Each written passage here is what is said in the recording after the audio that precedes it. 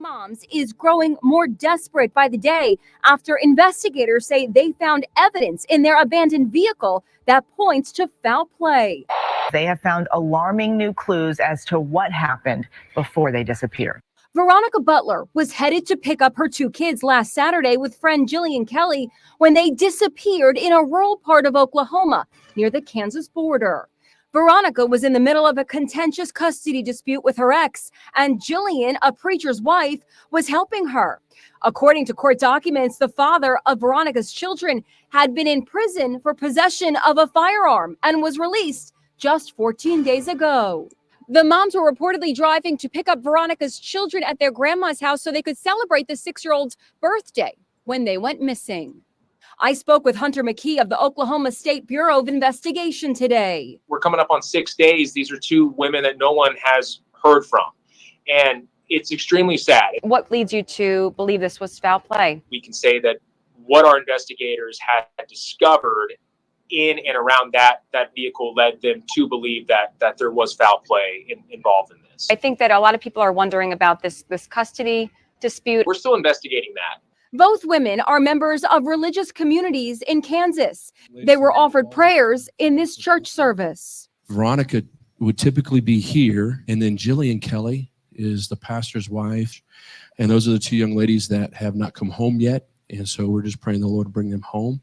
Now the urgent search for clues presses on for the safe return of these two moms. Police have not yet named a suspect.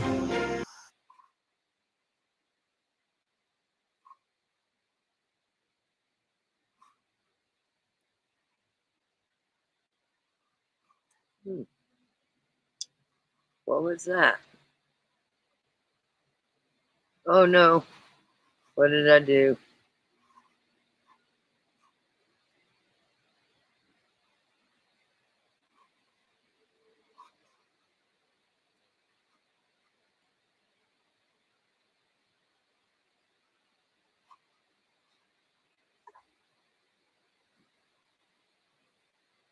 Hey, you got to. Crap.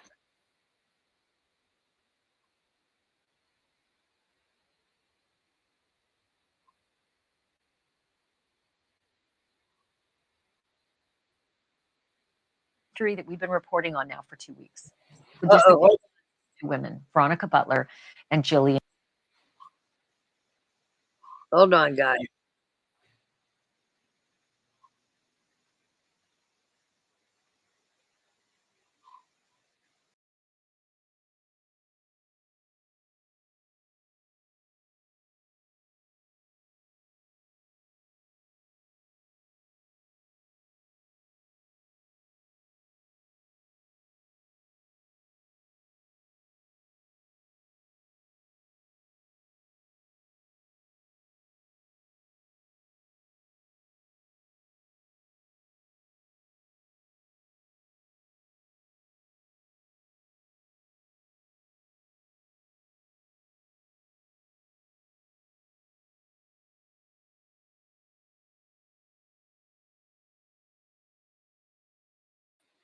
Hold on, guys. I've got two people up here on my own. I'll be right back.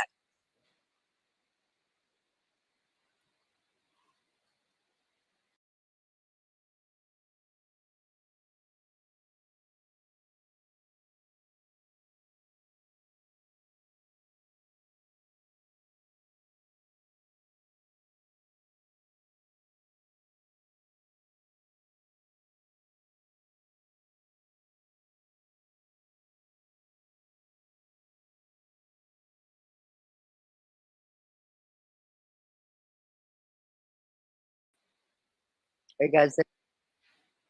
For some reason, I've got three up here.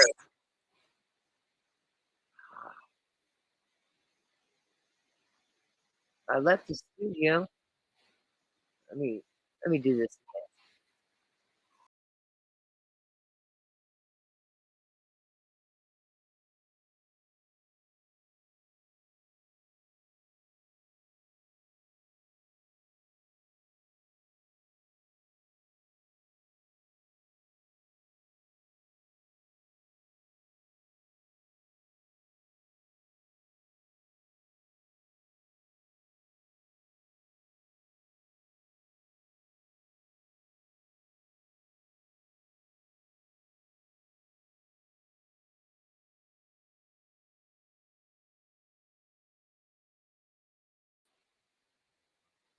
For some reason, I got 3 up here.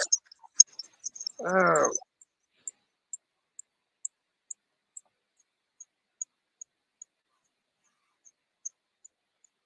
hold on, guys.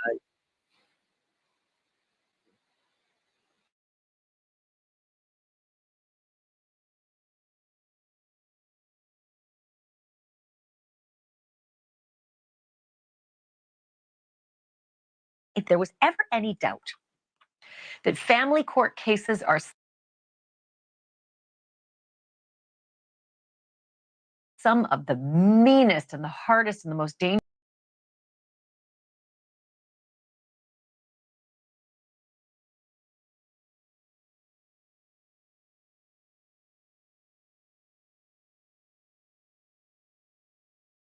weeks. If there was ever any doubt that family court cases are some of the meanest and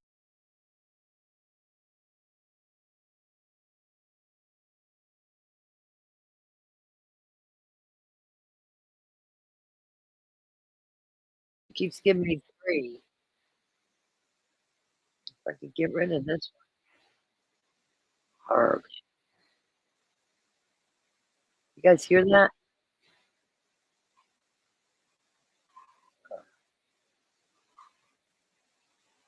Hmm.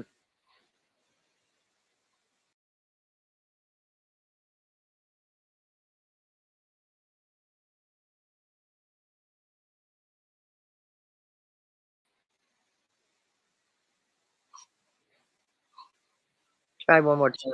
I might have started over.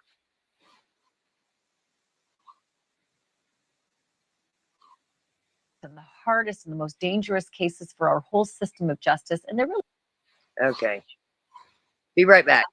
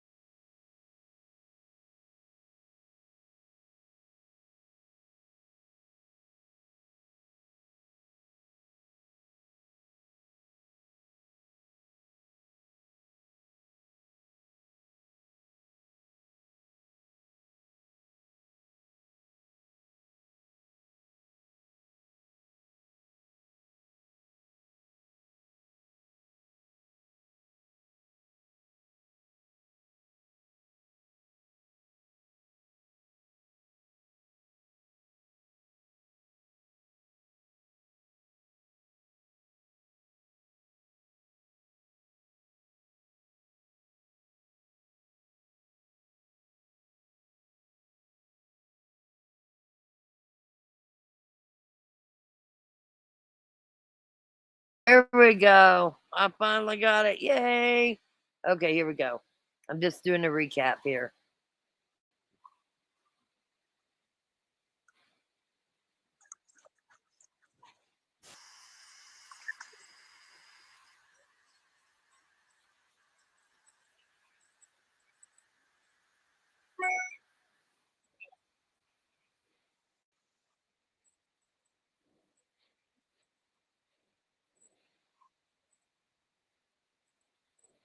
parents of these 2 women, Veronica.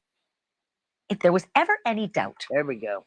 that family court cases are some of the meanest and the hardest and the most dangerous cases for our whole system of justice, and there really shouldn't have been any doubt because I kind of scream it from the rooftop a lot. But I will submit to you tonight the breathtaking climax of a mystery that we've been reporting on now for 2 weeks. The disappearance of these 2 women, Veronica Butler and Jillian Kelly, on a backcountry road in the Oklahoma Panhandle. Tonight, we know exactly what the Oklahoma authorities believe happened to these women, both of whom live just across the state line in Kansas. And we know exactly who they think is responsible. It's a little bit of what you probably suspected and a lot of what you didn't. First, let's just go with the headline. 2 bodies recovered, 4 people arrested. It is heavily presumed, but not yet confirmed, that those 2 bodies are Veronica and Jillian. Is there confirmation at this point? Listen, I want to address that. You're a proud grandma, and it's okay. You just keep using that grandma. We call her Granny anyway, so you're good. The bodies recovered are Jillian and Veronica? Not at this time. We have we identified that there were 2 bodies during our search. Both of those deceased persons have been transported to the Oklahoma Medical Examiner's Office, where they will do a proper identification and also look into a cause and manner of death. The 4 people that we were looking for were found, arrested, and placed into custody within the same day, and there was no resistance. The 4 suspects he referred to are the grandmother of Veronica's kids, Tiffany Adams, up there in the top left corner, along with Tiffany's boyfriend, Tad Cullum, with the big long beard. And then a couple whose names we had not heard before, Cole and Cora Twombly. They're occupying the bottom 2 spaces of that grid. Tonight, each of them is charged with the following: 2 counts of first-degree murder, 1 count of conspiracy to commit murder, and 2 counts of kidnapping. And something else those 4 allegedly have in common, besides an elaborate criminal conspiracy, is a quasi-religious, anti-government group called God's Misfits. This is a lot to unpack, but let me tell you, it is well worth the effort. So pull up your chair, nice and close, and get comfy. The whole thing starts and ends allegedly with that custody battle over Veronica's kids. The kids that she had with a man named Wrangler Rickman. That's him. But you will note that Wrangler Rickman is not on the list of people arrested. The victims were trying to pick up Veronica's kids with Wrangler from Wrangler's mom, the kids' granny, Grandma Tiffany Adams, who is on the list of arrested people. Grandma Tiffany had custody of the kids while her son Wrangler, the dad, was in prison and then later in court-ordered rehab. So his alibi is, well, seems airtight anyway, right? Okay, let's correct that. It was not prison. He was in jail. Ha. I just wanted to show some of the stupid clips that News Nation does. And we're all praying that Wrangler gets better. He's in a court-sanctioned rehab. He won't get out till September. I'm just going over some of the articles. I've got Grice coming up next, so yes, I know. I'm going over some of the stuff we've had to read and the shit we've had to read that has not been right. Veronica was allowed visits with her kids every Saturday, but there had to be a court-approved supervisor. And the woman who usually did the supervision was not available March 30th. Or so Grandma told the investigators. But the investigators later found out that unbeknownst to Veronica, the mom, of course, Veronica's the mom, don't forget, Grandma had told the supervisor, just go ahead and take a couple weeks off. I'm gonna do some, I'm gonna do some questioning of my kids here, find out, how they're doing. But you go ahead and take a couple weeks off. She wasn't not available. Grandma told her to take a few weeks off. So that left Mom, Veronica, forced to find a replacement. If she wanted to see her kids, she still had to have a supervisor, right? And that replacement was Jillian Kelly, this beautiful woman on the right, totally unsuspecting, a victim who may or may not have known what an ugly, sickening custody dispute she was being drawn into. Grandma was due to meet up with Veronica and Jillian, the supervisor, to hand over the kids at 10 o'clock in the morning at that spot right there. This is the day before Easter, right? The planned location was this abandoned gas station at the intersection of 2 highways in Texas County, Oklahoma. But that rendezvous never happened. Allegedly, Grandma Tiffany had no intention of giving Veronica her kids. Not that day, not never. And what she did have in mind, allegedly, she did not carry out alone. Remember those names that are new to the story, Cole and Cora Twombly? Okay, well, here we go. Investigators talked to the Twombly's 16-year-old daughter, who essentially blew this case wide open. The daughter says her mom, and I think it's her stepdad because she's got a different name and it seems her dad is a different dad, but she basically says that her mom and that guy, her stepdad, along with Grandma Tiffany and Grandma Tiffany's boyfriend, Tad, that all four of them got together every week as part of that group I mentioned, the God's Misfits, that religious anti-government group. The group often met up at Cole and Cora's house. And Cole and Cora's daughter overheard some things and saw some things. And she says that Grandma Tiffany gave everybody, quote, burner phones, and that she saw 2 of those burner phones charging on her mom's nightstand. She says the night before Veronica and Jillian vanished, this teenager says that Cole and Cora, her mom and her stepdad, they told her that they were going on a mission, that they would not be there when she woke up in the morning. And sure enough, that teenager says they were not there when she woke up in the morning, and they did not get back until noon, driving separate pickup trucks.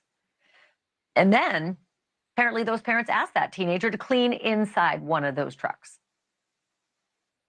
Clean inside one of the trucks. The teenage daughter was so curious as to what her parents had been up to. And amazingly, she says they told her everything. Allegedly, they told the teenage daughter that they blocked the road that Veronica and Jillian were traveling on, and that they diverted that car to where the others were just down the way waiting. Allegedly, Cole and Cora Twombly told their daughter, quote, things hadn't gone exactly as planned, but they wouldn't have to worry about Veronica anymore, end quote. That teenage daughter says she asked her mom why Jillian, the innocent supervisor, had to die if their problem was with Veronica, the mom of the kids. And her parents allegedly said that Jillian wasn't innocent either because she was helping Veronica. That teenage daughter also asked whether the women's bodies were put in a well. She says her parents allegedly told her, quote, yeah, something like that. In fact, the bodies were found yesterday below a dam in a pasture about 8 miles away from where the women were killed. According to court documents, investigators, quote, found fresh dirt work where a hole had been dug, filled back in, and covered with hay, end quote. Early on, the authorities had gotten a search warrant for Grandma Tiffany's phone. And wouldn't you know it, here were the web searches that they found on Grandma Tiffany's phone. Taser pain level, gun shops, prepaid cell phones, and, quote, how to get someone out of their house. They also learned that Grandma had bought 5 stun guns on March 23rd, a week before the women went missing. She also bought 3 prepaid cell phones, burner phones, which all were later tracked to the spot where Veronica's car turned up abandoned, and where 2 of those burner phones were tracked to the very spot where the earth had been dug up and filled back in on the dates and the times in question. Veronica and Jillian's phones both went silent at 9:42 a.m. the day they disappeared. As for that crime scene, the abandoned car, we now know what the police found in and around Veronica's abandoned car. It was, quote, evidence of a severe injury. Also, Veronica's glasses were found in the road near a broken hammer. And a pistol magazine was found in Jillian's purse, but no gun. Let me just stop there for a second.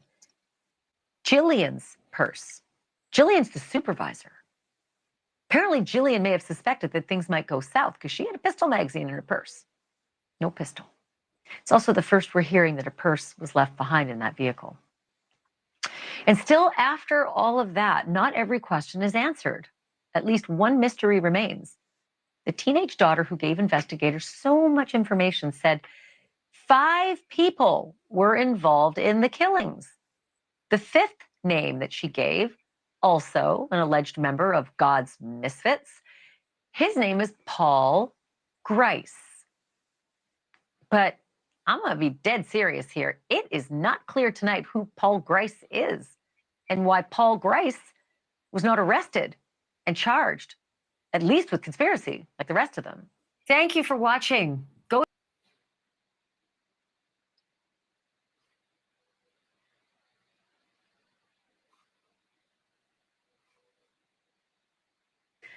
Allison Weiner is a News Nation producer who's been poring over these documents all day, and she joins me now live with the details. Okay, so that 5th man, Allison, Paul Grice, turns out he made some overwhelmingly stupid mess ups. And that is, he had a bandage on his right finger and told some stories several times to several people that didn't match. And he asked a friend some very, very incriminating questions. So walk me through all of that. It's so interesting. You were waiting for him to get arrested and kept wondering why he hadn't gotten arrested when the police were busy figuring out how many mistakes he had made along the way that they can use against him at trial. One of the major mistakes that he made was that he used the kind of O.J. Simpson, how I cut myself defense, which it changed initially when the police asked him about it. He said that he had cut it, working on his car, on his truck. And then later he told a friend or an acquaintance that he had cut it by working on a fence. He was cutting fence, and that's how he cut it. So that changed. He also, which was most incredible, went and talked to someone who ended up being a witness to the police and told the police that he had asked questions about how long DNA can last deep in the ground in dirt. He also wanted to know if there was some sort of a guy who could get a family out of the country to go to Mexico. How do you get a guy and his family out of the country? It's interesting too that he, was just busy chatting about different things. Can you get DNA off of different things? I mean, and when I was reading this, the affidavit that went with the search warrant, it was just quite incredible. Like during that time, I think he, based on what we're seeing in the affidavit, thought about running, but wasn't sure how to do it. So he had to check with a whole bunch of different witnesses when he was talking to the police. Oh dear. Talk about a time you shouldn't call a friend. All right, let's talk about that iPhone. I want to go rapid fire. I got 6 more things I want to ask you. The iPhone repair guy turns the phone over to the cops. Wow. Do we know why he was suspicious? Well, I think everybody kind of knew as soon as these women disappeared, there was stuff in the news about the custody battle. I mean, that happened pretty quickly, that there was bad blood. And that Tiffany also had a reputation as a very small community, as Brian has told you many times. And so I think he probably knew about that. But he also, the thing you didn't mention is he gave it back to her. So the police were able to track, and it says this in the affidavit, that generally people return to the scene of a crime. They were able to see what she was up to, who she was writing to after the crime. And she thought, oh, they don't know that I have this phone. I mean, and she could move around with it and they could still ping it and everything like that. So he was very helpful to the authorities and likely will be a big witness. Phones show, if she had the phones on her, if she is a killer, the phones show where you were at all points of the day. So if you took the phone along for the ride with the burner phones, right? I'm sorry, I didn't mean to interrupt, but after the police took that data, they gave it back to the phone repair guy who gave it back to Grandma Tiffany. So she was still moving around. Brilliant. Okay, so I wanted to ask you, I'm going to ask you about the victims' iPhones too. What did because we've been wondering where their phones were. What do we know? It was in Cole Twombly's truck. I mean, not a very good fact for the Twombly thing, I mean. Are you kidding me? It's just such a tragedy, this whole thing. I mean, it's these people that, it's just a real tragedy. But it was in their truck. They didn't even think to bury the iPhones with the victims. So where did she see that was in their truck? Let's go over that one more time. It's just such a tragedy, this whole thing. I mean, it's these people that, it's just a real tragedy. But it was in their truck. They didn't even think to bury the iPhones with the victims. They kept the iPhones in the truck. Okay, let's talk about the burial. 10 feet down always amazed me. Now we've come to find out that the women were buried in a freezer chest 10 feet under. I have all sorts of theories, but what do we know about it? Well, we don't really know, but I also have a theory because wasn't it 15 feet? Like, I don't know. I'm just going over some of the stuff that they came up with that. I'm not going to play the one where the FBI is coming every day before the arrest. So anyway, just catching up. I know how carefully they tried to cover the area. We were able to show on your show that area, how they put hay over it, how they put bricks, concrete inside to make the ground level. But I think this is an area with a lot of animals. And if there's any kind of smell coming from the ground, you're going to have animals gathering around there and digging things up. And I think that was a perfect way to seal the women in. And the worst part about it to me, when I thought about it, was just that these women were never going to be found. I mean, if it hadn't, I guess, been for the confidential witness and all this other evidence we're now learning about, I mean, their families never would have known what happened to them. Thank you for watching. Go to newsnationnow.com to find.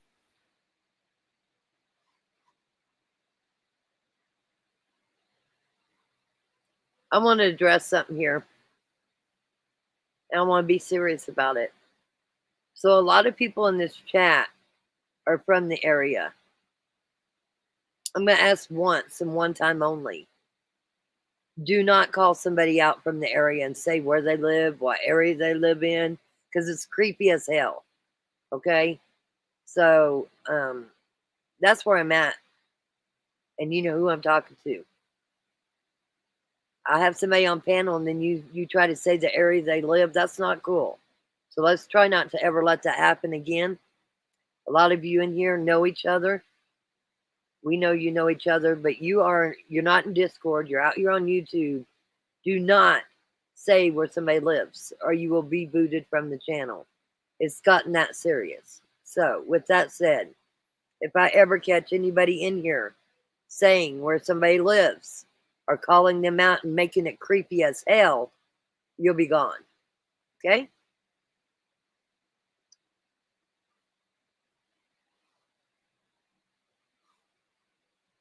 Senior national correspondent Brian Entin, and every week I'll take you behind the scenes of my life on the road, working on the big stories you care about the most. Here's where I'll share all the great interviews that don't make the final cut. Some might be funny, some might be strange. They're all a part of the puzzle I'm putting together every day to inform you. I mean, I don't want to go around calling you by your first name, Steve or Joe or Fred or whatever. We're going to keep, even though this is YouTube, we're going to keep it safe. So in the future, do not ever put an area where somebody's from. If they want to tell you where they're from, that's on them. YouTube is not as safe as you think it is, and we are not going to have it. So just for future reference, don't ever say where somebody is from here. It's on them. If they want to say it, that's fine. But don't call them out and say where they live. That was messed up. I've been upset since the night you did it. And please don't ever let it happen again. Is Entin across America.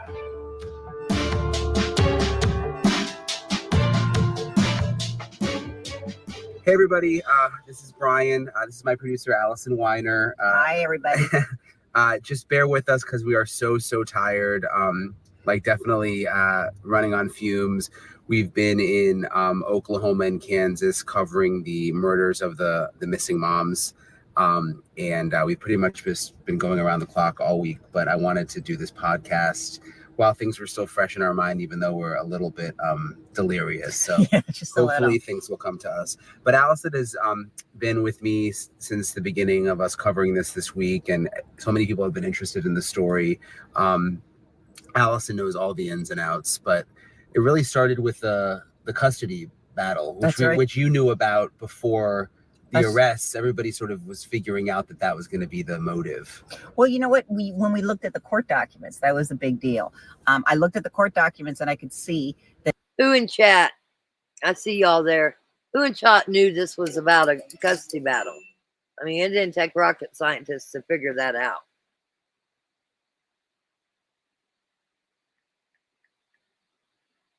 Right? We all knew that.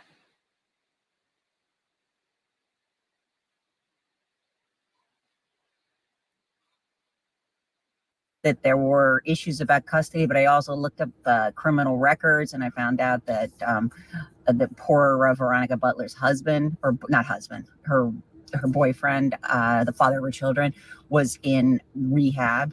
And that he had an extensive criminal past. And then I looked up his father, and as we started to figure out what was going on, we realized that this had been a very bitter, like really bitter custody battle, and that the grandma, the paternal grandma, that's the mom of the boyfriend, Wrangler Rickman, the paternal grandmother had really wanted custody, and that it had been months since Veronica had seen her kids, and she was on the cusp, about to have a hearing where she was going to get rid of supervised visitation, at least according to her lawyer, custody lawyer, her family law lawyer. And that hearing never happened. And ironically, the date of the hearing was the same date as the arraignment of the 4 defendants who are charged. Yeah, so she was supposed to be in court. You talked to Veronica's family lawyer. Yes. What was he like? What did he? I mean, I can't imagine as a lawyer, like you're representing someone and then they get murdered. It's kind of like the worst case scenario. And she talked to the family lawyer. Who is that? I didn't know that. Interesting. You know, everybody always talks about in a custody battle how vicious and awful it can become. And the lawyer actually said that he didn't really take a lot of credence. I mean, you know, everybody comes in hating the other side. So when he first met her, but he did say she was very prepared. She had all these notes. She'd had another lawyer since about 2019. And it just sort of, she wanted a fresh set of eyes on the case, is what he told me. And then he said, when he really began to become a little concerned, which were really what he called raised his eyebrows, was the fact that the father of the children had posted that the grandmother, his mother, and that's Grandma Tiffany, Grandma Tiffany, who was charged with murder of Veronica and Butler, and also of Jillian, you know, the 2 women that were there, that the grandmother had threatened him if he didn't sign papers, if he didn't try to get custody. So it was, sorry guys, it was like I am a little bit on the tired side. No, it's good. But it's yeah, real, that's really what happened. Yeah. I mean, that the grandma was trying to get custody and she threatened her son and said, you better sign these papers. I want, you know, try to get full custody. And what actually, we also... If she'd have really talked to him, where's the video on that? Like, I'm curious, have I missed it? Did anybody ever see a video of her talking to that attorney? Because I didn't. I'm curious on that. I just want to know what they add in here. This is crazy. Going back and looking at stuff, reports that was made. Found out through sources that the children, the grandma had alleged that the children had been sexually abused when they were in the home and under the custody of the mom, Veronica. So, do we know if that's really true? Or was she just trying to get custody and using that as a way to persuade the judge? Or do you think that that really happened and she was just desperate to get the kids? You know what?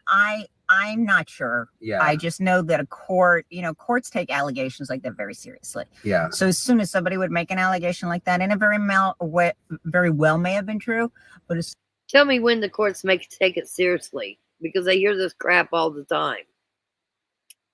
They tell you to go file a PFA, which is what she did. I've never seen a court take it seriously. As soon as, you know, you make an allegation like that, they're obligated to investigate. And they're obligated to protect the children. Courts take that very seriously. And we also know what happens when they don't take it very seriously and it turns out to be true. And I've covered and you've covered a lot of those kinds of cases. Mm-hmm. So Ricky Oates, who's telling you this information here? Or Ricky Shea? The new attorney is Mr. Oates. Who's telling you that?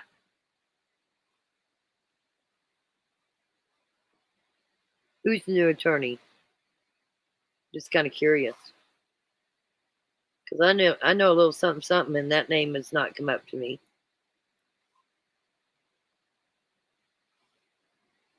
I'm reluctant. I'm really reticent to take a position one way or the other. I have no idea. Yeah. But I do know that the courts ordered supervised visitation and that we also found out later when Grandma Tiffany was charged along with 3 others, that you know, they had a discussion. And one of the things that was really troubling Grandma Tiffany was that she said the children were in danger, you know, and if Veronica got her custody returned to her, that it was going to be a problem. Yeah, we have been really just driving around like Western Oklahoma, Kansas, for the last 4 days.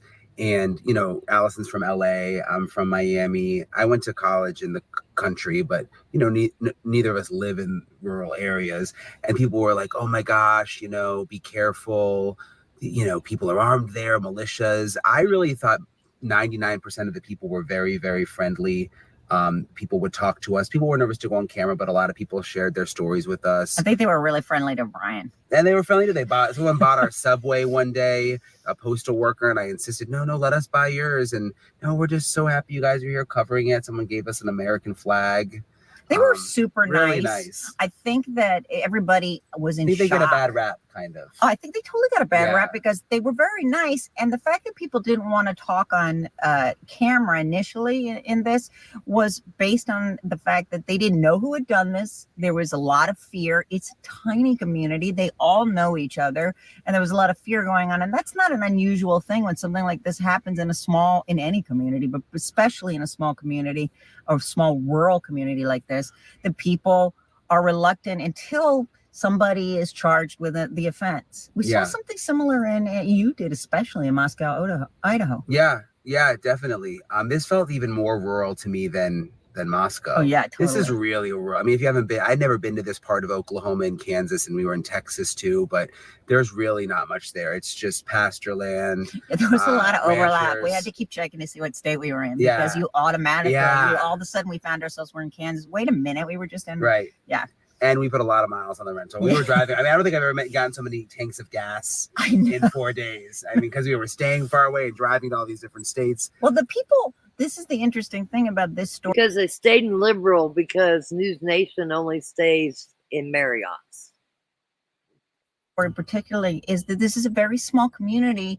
And we were told by many sources and many people we spoke to, and even one of the people that lived near where the bodies of the two women were found, he said, you know, like we are a community that looks out for each other, that we care about each other because we kind of have to, because they're so far away from each other and so far away from help. If somebody is injured or there's something happening with their neighbor, if there's problems with the cattle or, you know, problems with the farms, they help each other out. So while it's a community with tons of land, I mean, you could see forever, and you could see like 5 farms, but they're miles away from each other. So flat, you know. Right. So while you could see forever, you know, you have to realize that it's a very close community, and they were very frightened. And in the affidavit for the arrests, it came out that the suspects were all in this group called God's Misfits, which really, you know, it was a very salacious, sexy headline for the media, I think, for that to come out. And we looked into it, and, you know, there is this group that exists, and it is underground and it's anti-government. But for the most part, I really believe most people told us they'd never really heard about it. And I believed them. I believe them too. And by the way, this was based on the affidavit that was used to determine to get probable cause to arrest the 4 defendants, or the 4 suspects, but now the 4 defendants. So you have to ask yourself, it was based on the daughter of one of the defendants, Cora Twombly. And the daughter said that they belonged to this group, and then she named 7 members. And then when we went around and we asked every single person we talked to, so we're up to like maybe 20, 30 people, nobody had ever heard about it. That's pretty much, I think that they are religious people. Yeah. It's based on religion, but in every part of the country, but this is a conservative place. Yeah, and to be anti-government isn't unusual in a place like that. But it's not, most of the people, and I actually saw even in court when the defendants were being, they had their bail hearing, they didn't object to the judge. I was wondering if that was going to happen, if they were so... I don't know. I think a lot of it was made of it. I think time will tell. We'll see how that went into the motive, but I think it's pretty clear here that we were looking at a very angry custody battle, and a battle where Grandma Tiffany was beginning to think she was going to lose, that Veronica was going to get her children back. And poor Jillian was like So Allison, you think that Grandma, there's no cult, and Grandma just got these 4 other people to help her? Is that what you think? Because I'm curious. I love going back and watching the videos and then they backtrack and backtrack and backtrack. The original shit they put out is exactly what it is, in my opinion, shit. and basically at the wrong place at the wrong time, which is like horrible. It's so sad. I want to talk a little bit about court because we were both there. Wow. And Allison's also a lawyer, so you have an interesting perspective when it comes to court. Yeah. It was really interesting. I've never really covered a court hearing quite like it. It's a very, very small courthouse in Texas County, Oklahoma. Security was high, metal detectors, and it was a very small, they had drones, they had guys on the roof, they had guards on the roof, they had, police on guards on the roof. That's not true. But they were probably sheriff officers, but they were running a drone. Let's get it right. Every corner of the block, like they were expecting a lot of trouble. There were tons of guards, policemen inside the courtroom, inside the court. That same day, about 5 minutes before court started, there was a high-speed chase right there on Main Street. The car was going over 100 miles an hour and hit another car. But they don't talk about that. They were watching the elevator constantly because I got there early. Yeah. I was waiting for you. Yeah, I was late. But I made it in time. Yes, you did. I was later than you. Yeah. But so they were very concerned. And one of the prosecutors actually had a holstered gun. It's an open carry state, but I thought it was just kind of, it was a lot of high security. Okay, I did not notice that. We're going to check that out. I do not remember the prosecutors having a holstered gun. And how could she see that? They had suits on. Because I was there. How is she saying that? And there were no electronics allowed in. We had just a paper and a pen, and we had to take our hoodies off. Yeah, I couldn't even wear my hoodie. And it was chilly in there. Yeah, it was. Yeah. You were cold. Yeah. And it was a small courtroom. And so we were sitting in the front row, media in the front, and then the family of the victims were in the back. I would say there were maybe like 20 of them-ish. And it was really emotionally charged. And everybody was very close together. You guys have to realize and close that. To the suspects, too. They were right there. It was Veronica's father who was, saying curse words at the suspects, and the other family members were actually having to hold him back. Have you ever seen anything like that in court, to that level? I haven't. I've heard this. See, I'm being persuaded more than Granny was evil and she had a lot to do with it, but I'm not so sure Tad wasn't the head guy. I'm hearing a lot of people talking a lot of stuff. Be interesting to see. There was a lot of sobbing going on. I've heard people cry in court. I have heard people be upset. Occasionally somebody will yell something out and the judge will go crazy and either ask them to settle down or to be removed. But I have never seen where like 3 women were holding back Veronica's father, and he was crying. Veronica, family members of both women were, upset, or friends of both women. We didn't know exactly, we were getting there, but there was a lot of crying going on, and it was just so tense because it was so horrible. And then when the defendants walked out, the dad would scream out something and the judge just allowed him to vent. And then he started to look like he was going to lunge, and he was close enough to lunge. And then the guards moved into that area to make sure that nothing was going to happen. Yeah. And I think I kind of got the sense like the judge even was just, it was just so sad for the families and everything they've been through. It was almost like he was just letting them kind of do their thing a little. No, you don't. And I don't believe she's correct on the prosecutor had a holstered weapon. They all 3 had blue suits on and a jacket on, but still a prosecutor, even in an open carried state, you're not allowed to bring your weapon into the courthouse. So at least in Kansas, I'm sure it's that way in Oklahoma too. Just because you're an open carry state, you can't just carry it in any place you want. Courthouses are off limits. Schools are off limits. We'd have to dig into what Oklahoma allows, but I know Kansas don't allow that. It'll say no guns on the door, and I'm pretty sure that your courthouse there says no guns on the door. Little bit, I gotta say, the thing that struck me and the thing that I talked to you about even when we were afterwards is just, it was surreal to think that these 2 women were going to just pick up some children, and that Jillian was just there to to be the supervisor. She wasn't close with Veronica. They weren't best friends or anything. And then suddenly these families find themselves in court facing 4 people who brutally No, I don't know what happened, but I fixed it. So you're back. Welcome back, Noel.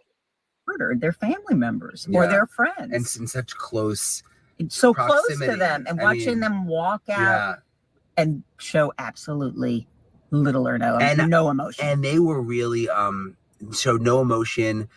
You were obsessed with Grandma Tiffany's braid. Well, it looked like Grandma Tiffany had done a lot of work while she's for somebody who had been in tight braid though. No, but it was more about the fact that she had fixed herself up. Yeah. Usually people that have been in prison for a few days, they look more like Cora did. Hair is kind of greasy, head's kind of hanging down. Her head wasn't hanging down when they started to read the indictment against Cora, she started shaking her head. So she's like, it wasn't her, kind of looking like, no. Yeah, she was the only one who did that. And but everybody else seemed fine and cool as a cucumber. But Grandma Tiffany was just kind of put together. That's why I'm saying I think she's wrong, because not in public places you cannot bring an open carry. I think Oklahoma's the same. Despite the fact that her arms were shackled and her legs were shackled, and she stood straight and walked in, She did. And she looked at where Veronica's dad was sitting, but that area, and nothing. I almost was thinking back to the whole God's Misfits cult, if you want to call it that or whatever.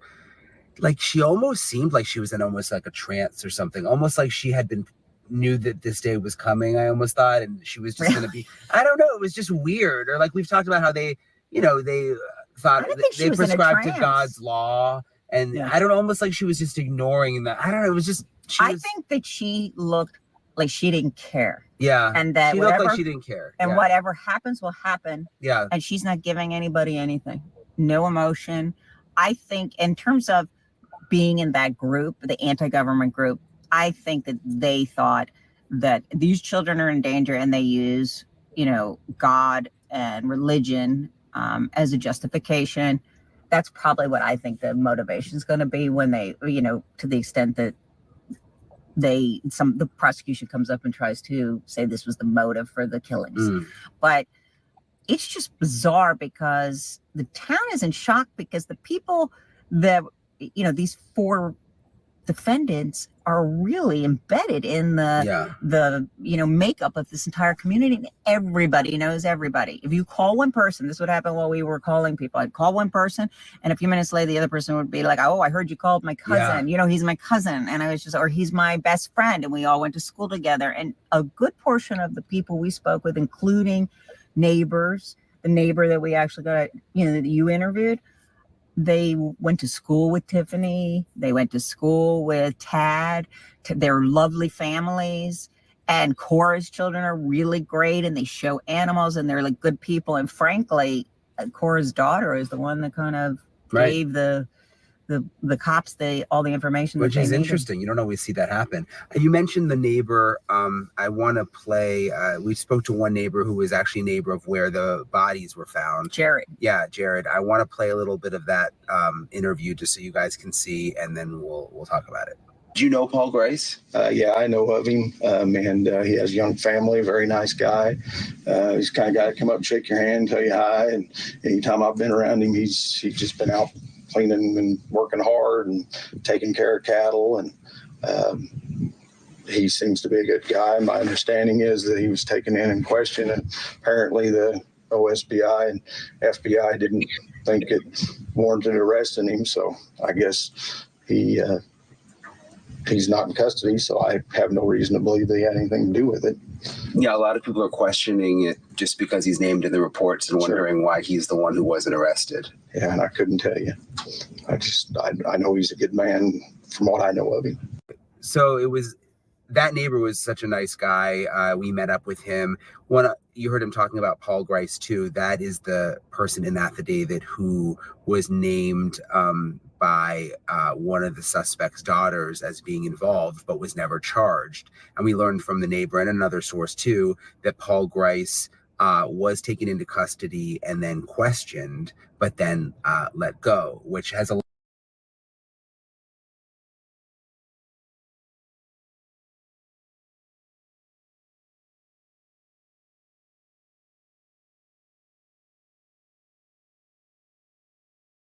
lot of people talking. I mean, I will tell you something, that when they were taking people into custody. We were talking to somebody who knew everything that was happening in town.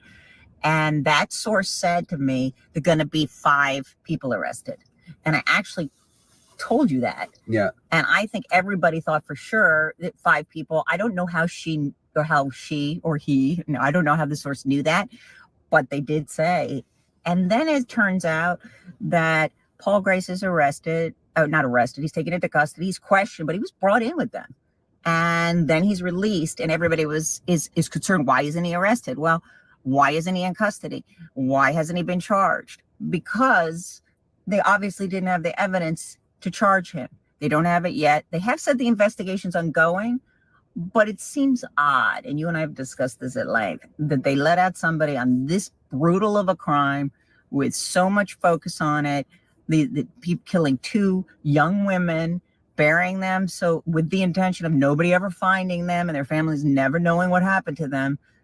You got to ask yourself, would they have if there had been any evidence to link him besides the testimony, the comments in the affidavit that are attributed to the daughter of one of the defendants. And you made a good daughter. point too on the phone the other day with me that a lot of people online are saying, well, maybe he's cooperating and helping, and that's why they're, not arresting him. But that's not really how it works with a murder. I mean, you'd still get arrested.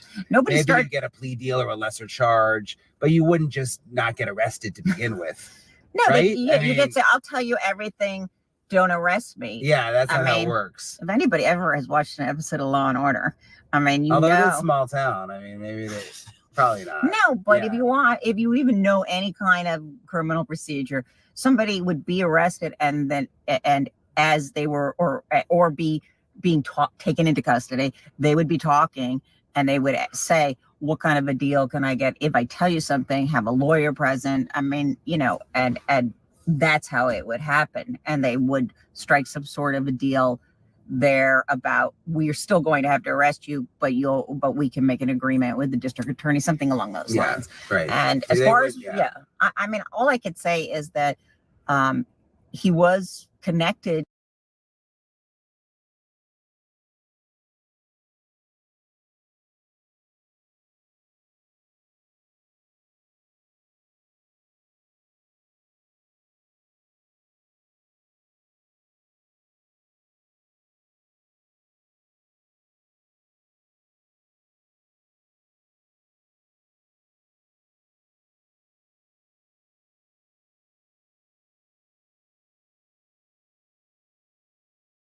to the other defendants. I remember, I was talking with, some other people, another lawyer, and maybe, they just don't have the evidence yet, but it doesn't. I forgot I did mute because I was coughing. I said, he cut his pinky finger and CW had thrown his name in there from the beginning. So we hear what happens if you can hold somebody for 72 hours. Why didn't they at least do that? I don't know. Oklahoma does things strange. I'm still trying to figure it out. It doesn't sound like that because I think this is a terrified and scared town. And the police, I think, arrested who they think was involved. Yeah. One of the other interesting moments of the last week for us was going to the spot where the bodies were buried, which was very surreal. And we got access to the property at a very strange time. It was late. Dark, probably not ideal time. It would have been great to have the daylight just for the camera's sake, but when you get access to something, you go for it. And I want to show everybody that clip just so you can get an idea of the area where the bodies were. It's dark out here, so bear with me, but this is the area where the missing women were found. This is the spot. You remember in the police report they mentioned a dam. This right here, this buildup of dirt, this is the dam. There's a pond on the other side. And if you walk with me this way, just about 50 feet or so, maybe a little more from the dam, you can see where the earth is disturbed, where the tractors were out here. This is where investigators came. They dug right in this area, went down about 10 feet, I'm told. And this is where they discovered the missing moms' bodies. If you look in the distance there, you can see there is a pile of hay back there. I am told by sources that hay was moved over the area where the digging happened, that the suspect Tad, moved that hay over here to cover up the area where he was digging, hoping that the cows, there's a cow farm here, that the cows would come over, this is a ranch, and start feeding on the hay and make the area look less suspicious. But still, investigators were led to this spot. And again, this is the area right here where they started digging and they found the bodies. It was crazy. It was, yeah. It was a little creepy out there. Why don't you guys hang in there? Because I got an audio tape. I've been holding on to it. I'm going to play it for you. I'm going to play it for you here in a little bit. You're going to be very interested to hear what it said. It's a farmer in the area. And I've had it for a very long time. And I think it's, it was sent to me anonymously. I'm going to play it for you because I think y'all should hear it. There's a little bit more going on. These people that was out there, the farmers, there were some farmers that knew exactly what was going on. I think there's still farmers that knew what happened. People were talking. Things were said. I'm going to prove it to you by audio I have here in just a minute.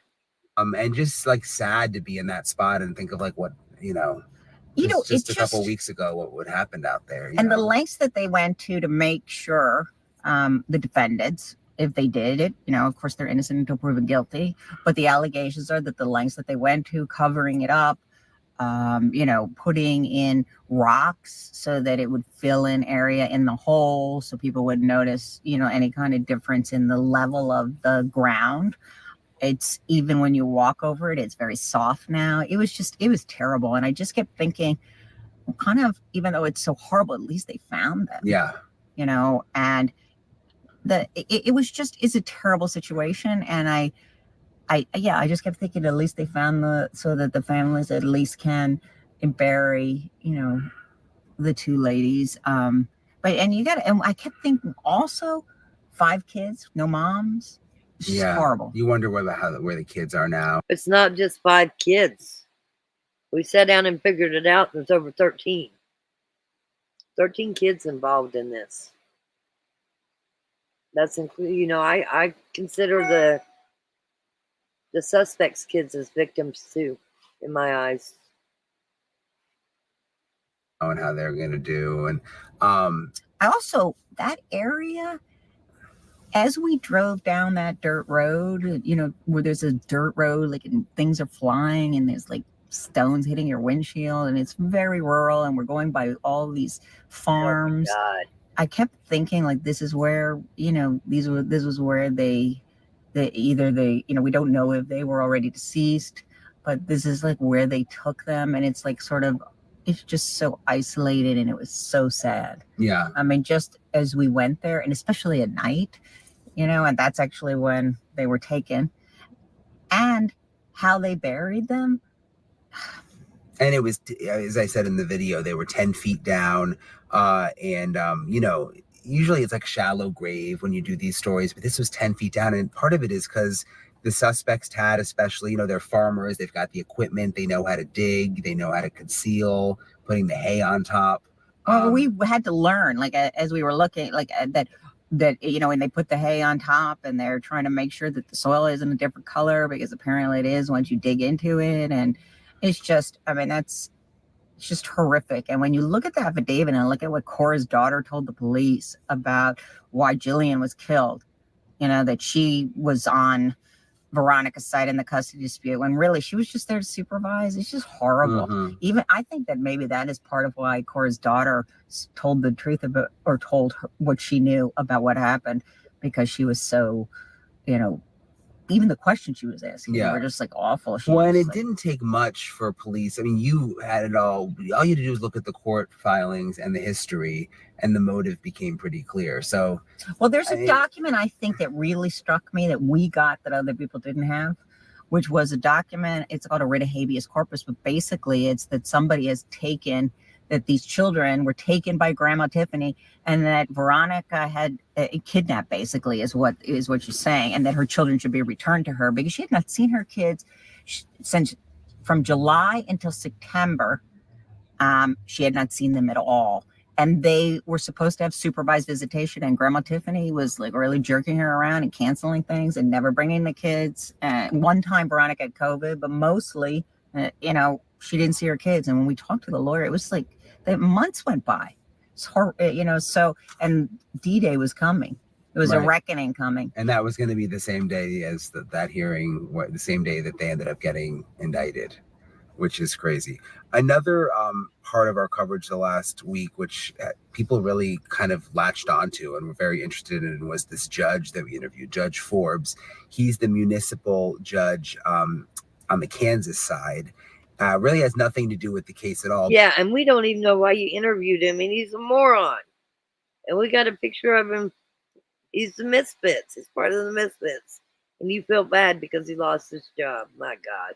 But knows the people involved. I knew one of the victims, at least. He was in business with Tad. And was in business with the suspect Tad, and in really a sawmill. I mean, saw him every single day for the last couple months, and was at his house.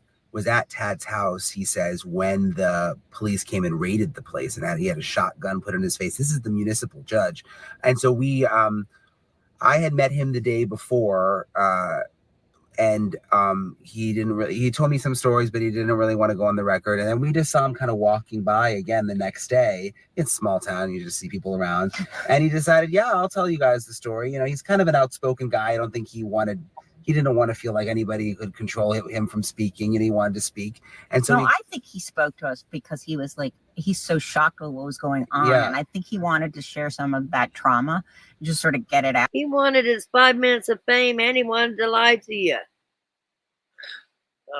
Out because he's a veteran, and he actually spoke about how it was kind of it was triggering to have the gun. Yeah, I'd like to see you go back, because he was not in the Vietnam War. So we need to go back and double check that. Sources says he was not in the Vietnam War. In his face, he had a business with Tad that was sawmills. It was very and he was over there, and they had been seeing each other quite a bit, and he thought he was a wonderful guy. Yeah. So he was very traumatized. I think he wanted to talk about it, but I think he also is somebody that wants to exercise his right to free speech. I think so. I want to play for you guys the first time we interviewed Judge Forbes. I'm still, I'll say it again, I'm blown away that this even happened. I just can't. Tad was a very... let's not forget, he supposedly is in Brian's car and has his attorney in the back seat. Okay, now we'll finish playing. Very good friend of mine. I'm not going to say was a very good friend of mine. He is a good friend of mine. But this just blew me away. Okay, so that was when we interviewed Judge Forbes in the car, and then we played the interview, and then Allison called the judge. Well, let me just tell you, I mean, I called the judge right after because I wanted to see how he was doing and if he was okay with the interview. And when we have somebody on, I like to follow up and be sure that everything was okay with them. And so, I called, and he goes, well, I go, how you doing? He goes, not so good. I go, what do you mean? And he goes, I've been fired. I'm like, what? He said, yeah.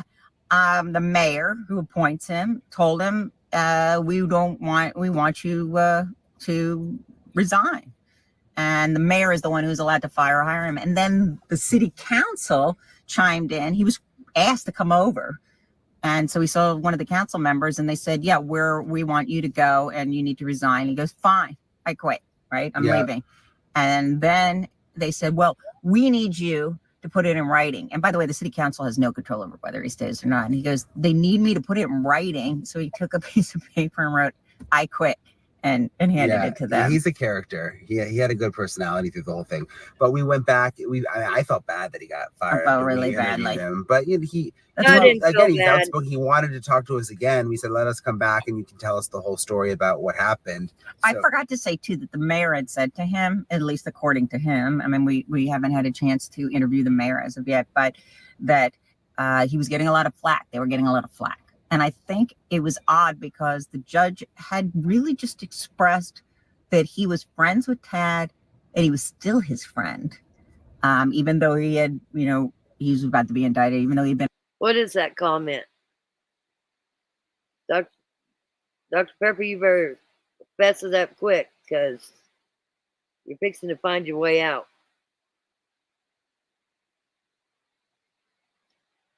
We love Defer. Who was rapper? Was that a joke? Been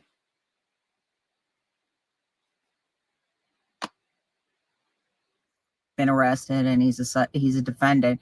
He said, when somebody's your friend, they're still your friend. He's still waiting to see what happened. Yeah. And I think that triggered a lot of response from the community.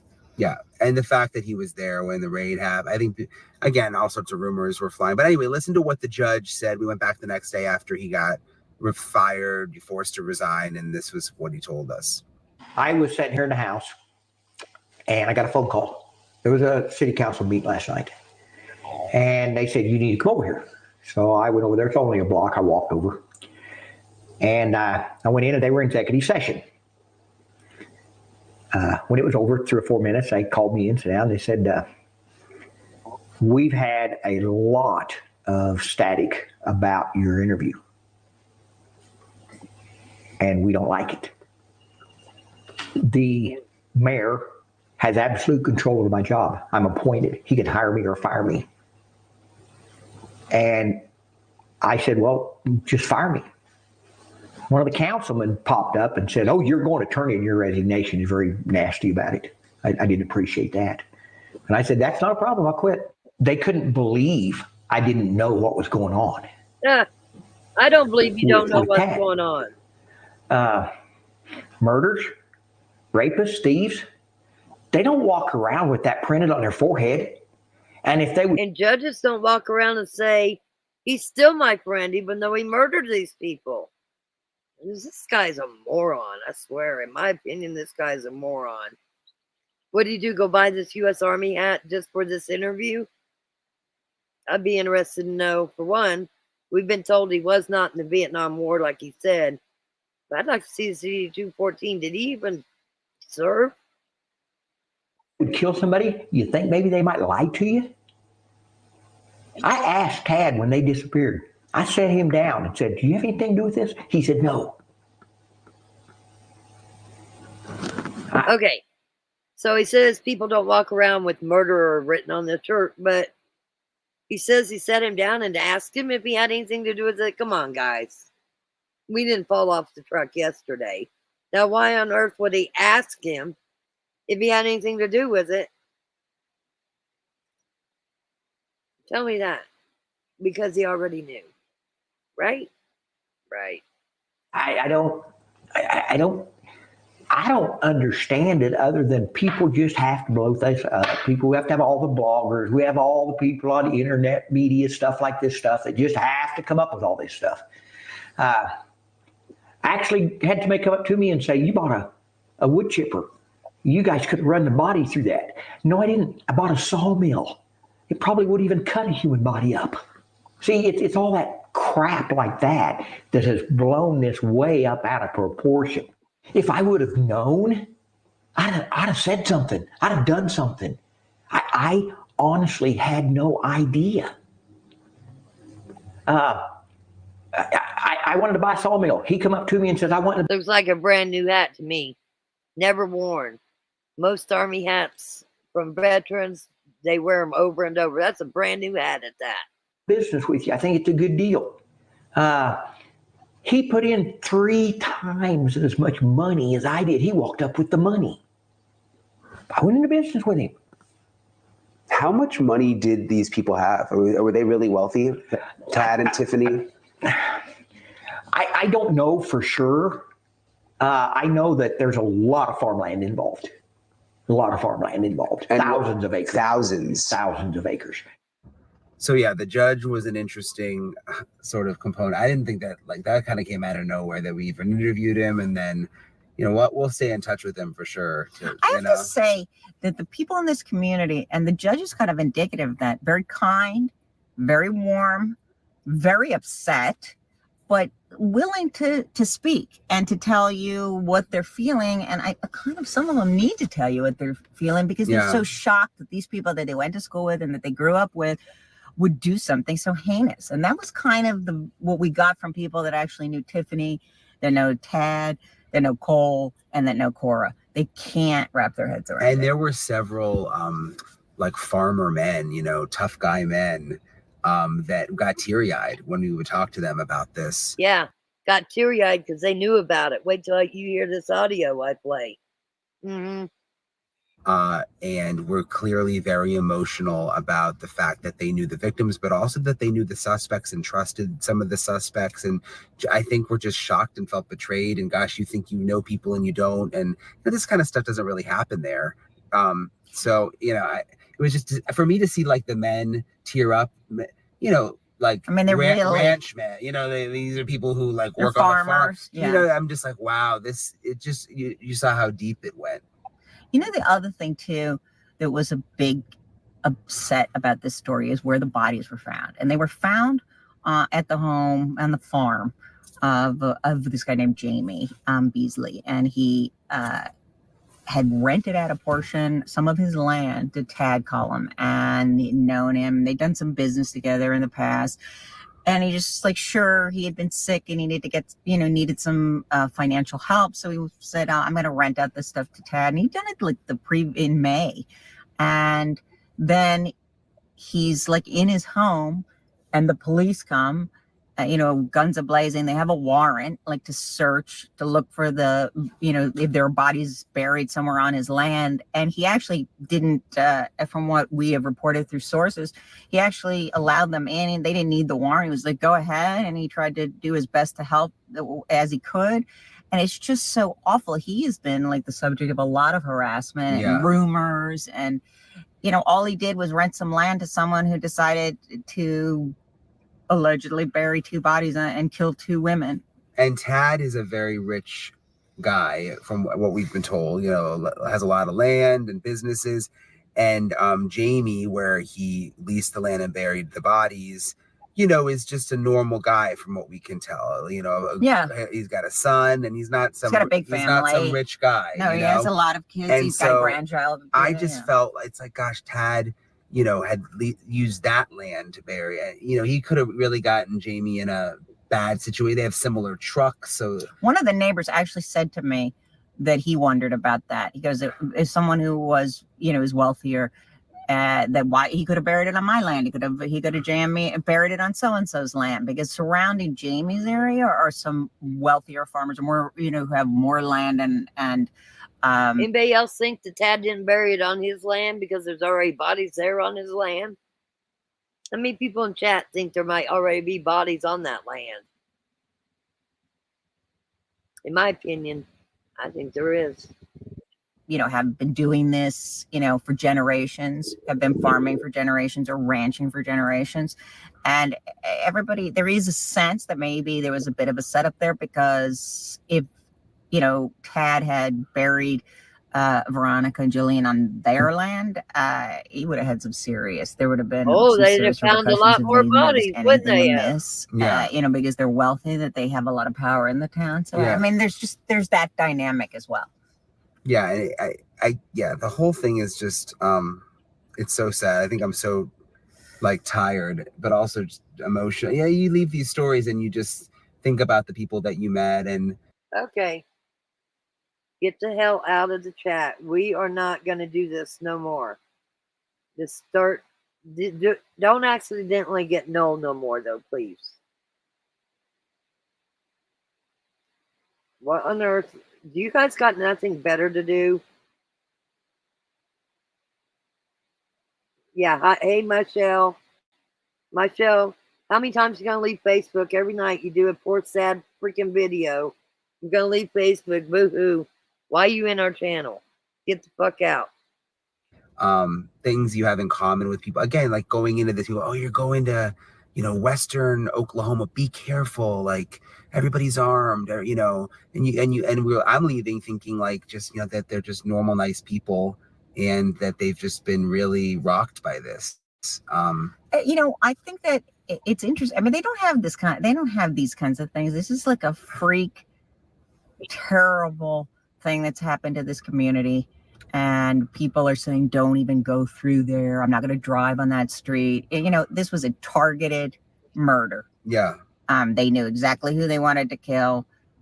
Targeted, but if you do some history, Allison, These aren't the first people that's come up missing, or the first people that it's been ruled as a suicide when it was a homicide. This is not a very good area. The people are good people, but I'm finding out that there's a lot of bad things that happen in this area. Something went very wrong with all the people that were involved, that they decided that this was the solution to the custody issue. And yeah, I felt badly for the people in the town, and I have to say, I agree with you. Emotionally, this one was really tough because in that courtroom, moms and kids are involved. But that courtroom. Yeah, the courtroom, yeah. The pain, it was palpable. The pain from the family, you could feel it. And there was nothing you could do to help. It was so sad. Well, we'll have to continue to follow it. There's a hearing on May 15th. I have a feeling there's going to be more. The affidavits were pretty basic. I mean, we can get rid of anybody, so just keep it coming. The mods actually like timing you out, so just keep coming, dumbass. Be a lot more information that comes out about what led up to this and how they were able to figure out who did it. All right. Well, thank you for watching. We're going to bed. Thank you for all your hard work, Allison. Thank you. Okay. So I really didn't like that interview. I'm gonna play something. Oh, I want to do the tanks coming in. But I do have an audio I'm gonna play for you guys tonight. I know you haven't heard it. Unless you've been in the Discord, I've played it for you. I'm gonna get through some of these people. They want to be silly. She can't get 14 people to watch her damn show. She wants to come over here.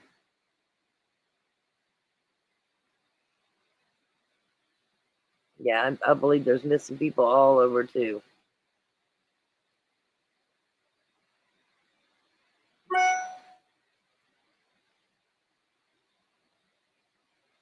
You know, every time you make a comment, that is logged by your URL. So keep on. Yeah. Are you a gang stalking? Terroristic gang stalking? Isn't that what she calls it? Dumbass bitch. I swear. You're about the stupidest lady I've ever met in my life. Let's see here. Which one did I want to do next? I think this one.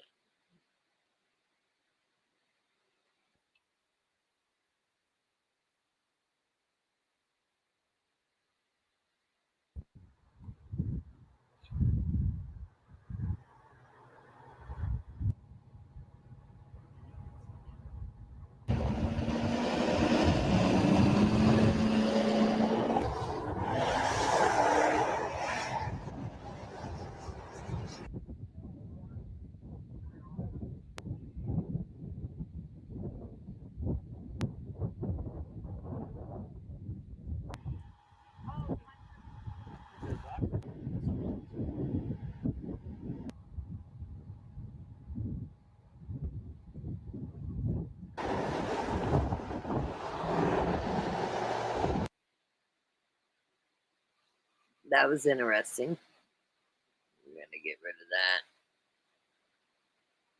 I'm going to do one more, and then I'm going to play that audio for you.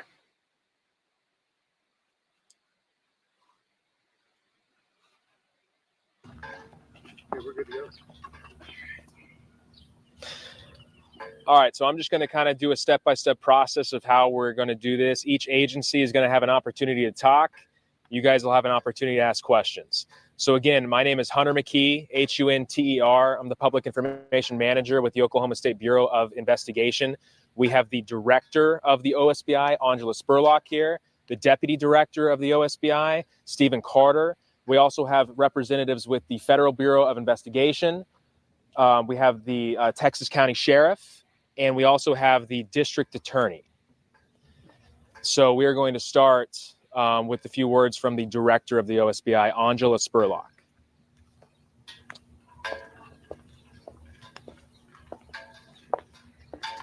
Good morning. I appreciate you all coming today. As Hunter said, my name is Angela Spurlock, the Director for the Oklahoma State Bureau of Investigation.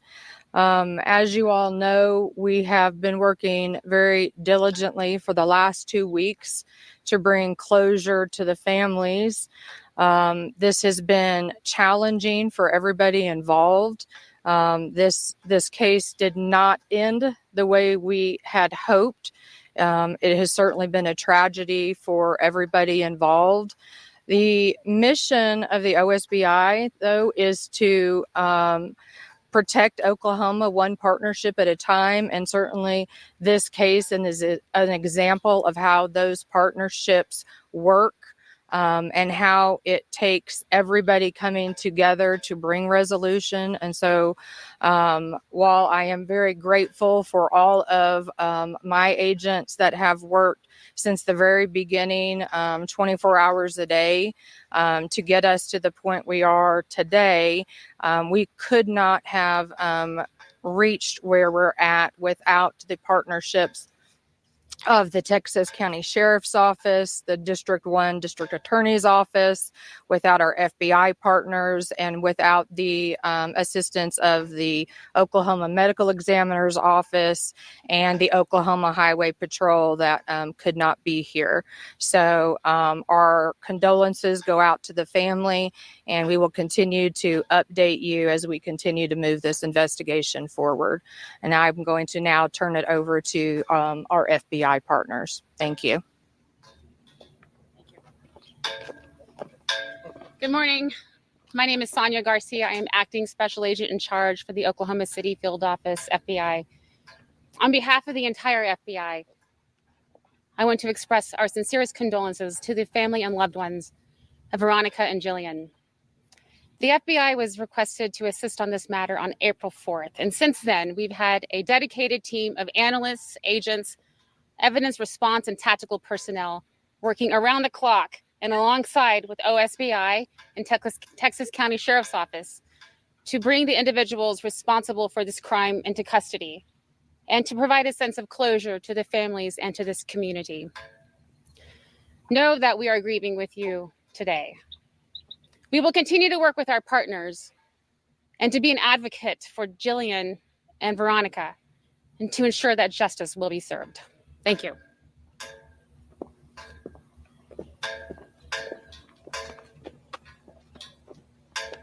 My name is Matt Bowley. I am the...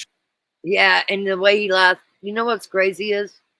I follow this guy with WFLA that's doing this. You realize he's out of Florida. If you've never watched him, he's actually really good. But this is actually the one out of Florida. Sheriff of Texas County. And I would also like to offer our condolences to the family. All right. My agency's role in this is that we received a call on March 30th of an abandoned vehicle missing, with persons missing from the vehicle. Deputies immediately responded to the area. Deputies responded. DA task force responded. OSBI responded. Mr. Bowley, who all responded that day? Who was at that car that day? Was Kevin McIntyre at that car? I'm curious because he told another channel he was. When they arrived on scene, they found some things that just weren't adding up. So we established a crime scene and then notified the OSBI to have them come and assist us with this and to actually take lead on the case. Just FYI, we're going to start doing shenanigans and we're going to start doing reactions to crazy Michelle Art's crazy little videos she puts up and makes herself look so damn stupid. Case. All right. Everybody needs to we laugh. established a search party made up of the Guyman Fire Department and several of the volunteer fire departments in the county. And we searched the area around the crime scene for about a mile in each direction. Once the OSBI arrived on the scene, they took the lead and got us to this point where we are today. Okay. I'd like to thank the CW got you where you are today. Let's get it right. CW is the one that got it where it is today. Oklahoma State Bureau of Investigation, especially the Northwest region. They were phenomenal in this. The Federal Bureau of Investigations the Oklahoma Highway Patrol, Guymon Fire Department, several Kansas agencies that assisted, local agencies here in Texas County that assisted, and I'm sure I've forgotten a few, but I'd like to just say thank you, even to the public. All right, there was a lot of questions from the public as was there any danger? I do want to give a warning out. I don't usually do this, but I'm going to do it this time. If you're a part of my channel and I see you making comments over in my shell's channel, you won't have a wrench here. Just saying. Ask a couple people. We are two totally different people, and all she does is attack people. I want nothing to do with her, but I will make fun of her. She wants to act like a dumbass. I'll call her out on it. But if you are a follower of this channel and you go into her channel and you make remarks, you can best believe you won't be a part of this channel no more. So this is a fair warning. I don't care if you go watch her channel, but if I see you making remarks over there, that means you don't need to be here. Just remember that. Because that might be why your wrench ends up missing. That might be why you are no longer able to post on the page. Because I want no part of that 50 Shades of Crazy. To the public. And I think from the get-go, once we arrived on scene, that and we gained a little bit of information that we felt this wasn't a random deal. All right. We felt that with some of the information coming in that it was more targeted, and we started to look in those areas that we were pointed to. Okay. Thank you.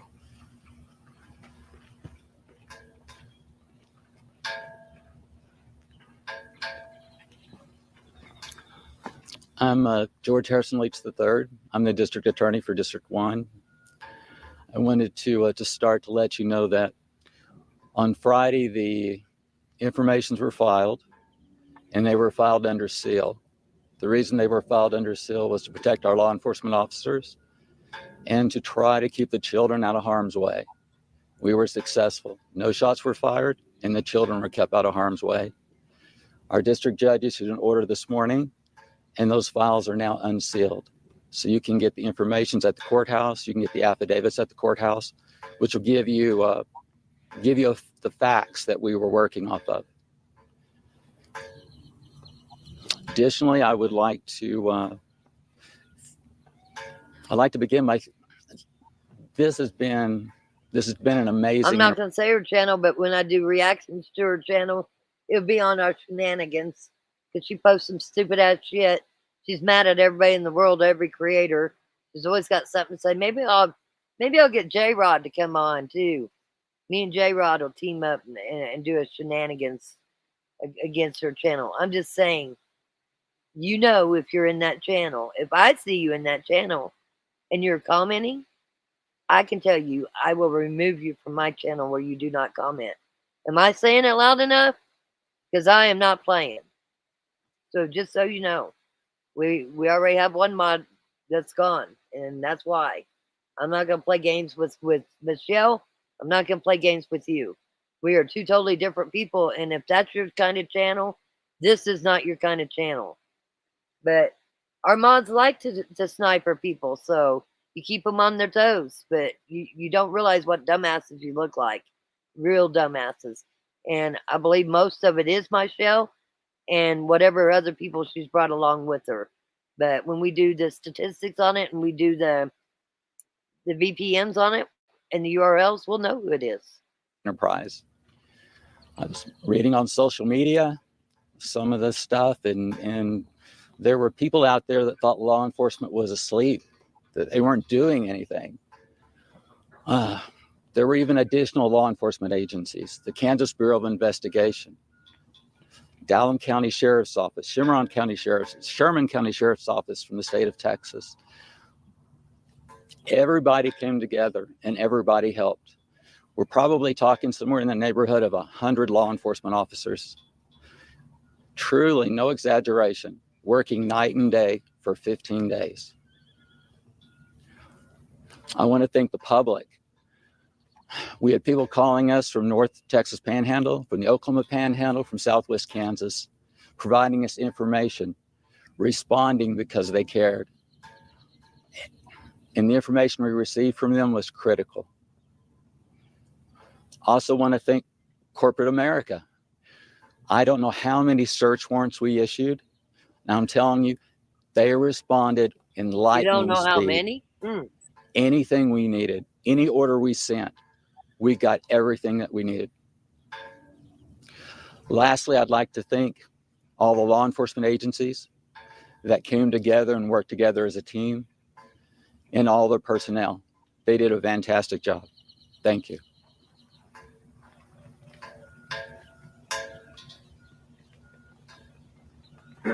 Any additional questions you guys have, go right on ahead. Is there confirmation at this point that the bodies recovered are Jillian and Veronica? Not at this time. We have, we identified that there were 2 bodies during our search.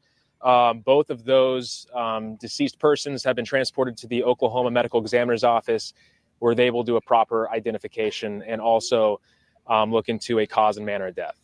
What led to the discovery of the bodies?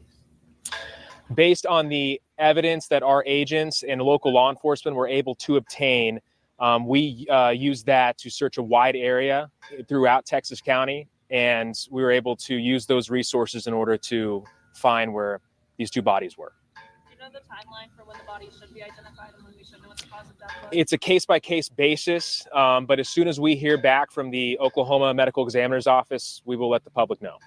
Can you describe the scene where these bodies were recovered and what state these remains are in? No, I mean, I can say that it was a very rural area. I cannot state the condition of the bodies. Is this private property? I cannot confirm that at this time. In Oklahoma, there's the death penalty. If convicted, could we possibly maybe see this in this case? You would have to reach out to the district attorney's office. That'll be something that will be discussed further down the line. DA Stewart alluded to a lot of people calling in with a lot of tips. Were there particular tips that broke this case? We received several tips throughout this entire process. The public, I mean, I know that we had thanked what that our local law enforcement agencies, what they were able to help us and throughout this search, but the people here throughout this area have done a tremendous job of reaching out to us. The original press release that we had put out on March 31st in regards to searching for these 2 women, we constantly received several tips and had used those throughout the entire 14-day process in order to find these 2 bodies, and then also discover and find those who were responsible for this crime. So the reason foul play was suspected was because of evidence found in the car. Can you go into more detail now of what that evidence was? We cannot still at this time. It is still an ongoing investigation, and that is for our investigative purposes. Again, we can say that the evidence that was discovered inside of that abandoned vehicle and around it, we're able to help our investigators determine that there was foul play involved, and then led to the progression of this investigation. What was in the vehicle around it, we cannot discuss. It was quite a convoy in executing these 4 search warrants. Was there concern of resistance to arrest? How much concern was there over a possible gunfight? When you are regarding arrests and multiple arrests in the magnitude that we have all discussed, there is always, there is always a cause of trying to protect the public as best you possibly can. We can say that all 4 of those arrests were made without incident. And so that, of course, went extremely well. And we are extremely grateful. Another agency that wasn't able to make it, that was a big part of that and helped us tremendously, was the Oklahoma Highway Patrol. So we want to thank them tremendously on that. But I mean, again, there was concern, but we are extremely thankful that no one was hurt, no one was injured during this process. Did any of the 4 suspects charged in the case tell law enforcement where to find them? Say that one more time. Did any of the 4 suspects charged in the case tell law enforcement where to find them? No, we cannot discuss that at this time. How early did you guys have suspects? We can't discuss that at this time. Are you able to go into further detail how you believe that this was targeted and not a random act? Based on the evidence and the information that we were able to obtain throughout the entire investigation, what was found inside of the vehicle, witnesses, family, friends of the victims that we were able to talk to throughout this entire process, we were able to gain the information to determine that that these 4 people were responsible for both of these women going missing. Also, are you able to confirm if this was over a custody battle? We cannot confirm that at this time. What's the relationship, if any, between the suspects and Veronica and Julia? Again, because it is still an ongoing investigation, we cannot discuss that. We know that one arrest was in Texas County, the 3 others in Cimarron. Can you describe the arrest process? You said there was no resistance, but That's all we can really say at this time. And we can say that the 4 people that we were looking for were found, arrested, and placed into custody within the same day, and there was no resistance. and obviously you can't talk about the evidence in this case, but is there significant physical evidence in this investigation? Yes. Can you elaborate? No. Are you able to go into the condition of the bodies that were found? No. Is there a reason you guys were so tight-lipped right off the start? You said there wasn't a threat to the public when you guys were investigating, but still not a lot of information was released. Is there a reason for that? There was not immediate threat to the public. Again, as the sheriff alluded, this was a targeted case. And when you ask about us not releasing a lot of information in that 2-week process, this is the way that our investigators work. This is what you have to do in order to get the job done, everybody involved, in order to catch those responsible and do everything in our power to find both of these people who went. I'm trying to look. Walk Along the Tombstones has been in here before. And she said, hello, all. Did she say something else? Because we've had Walk Along the Tombstones in here before.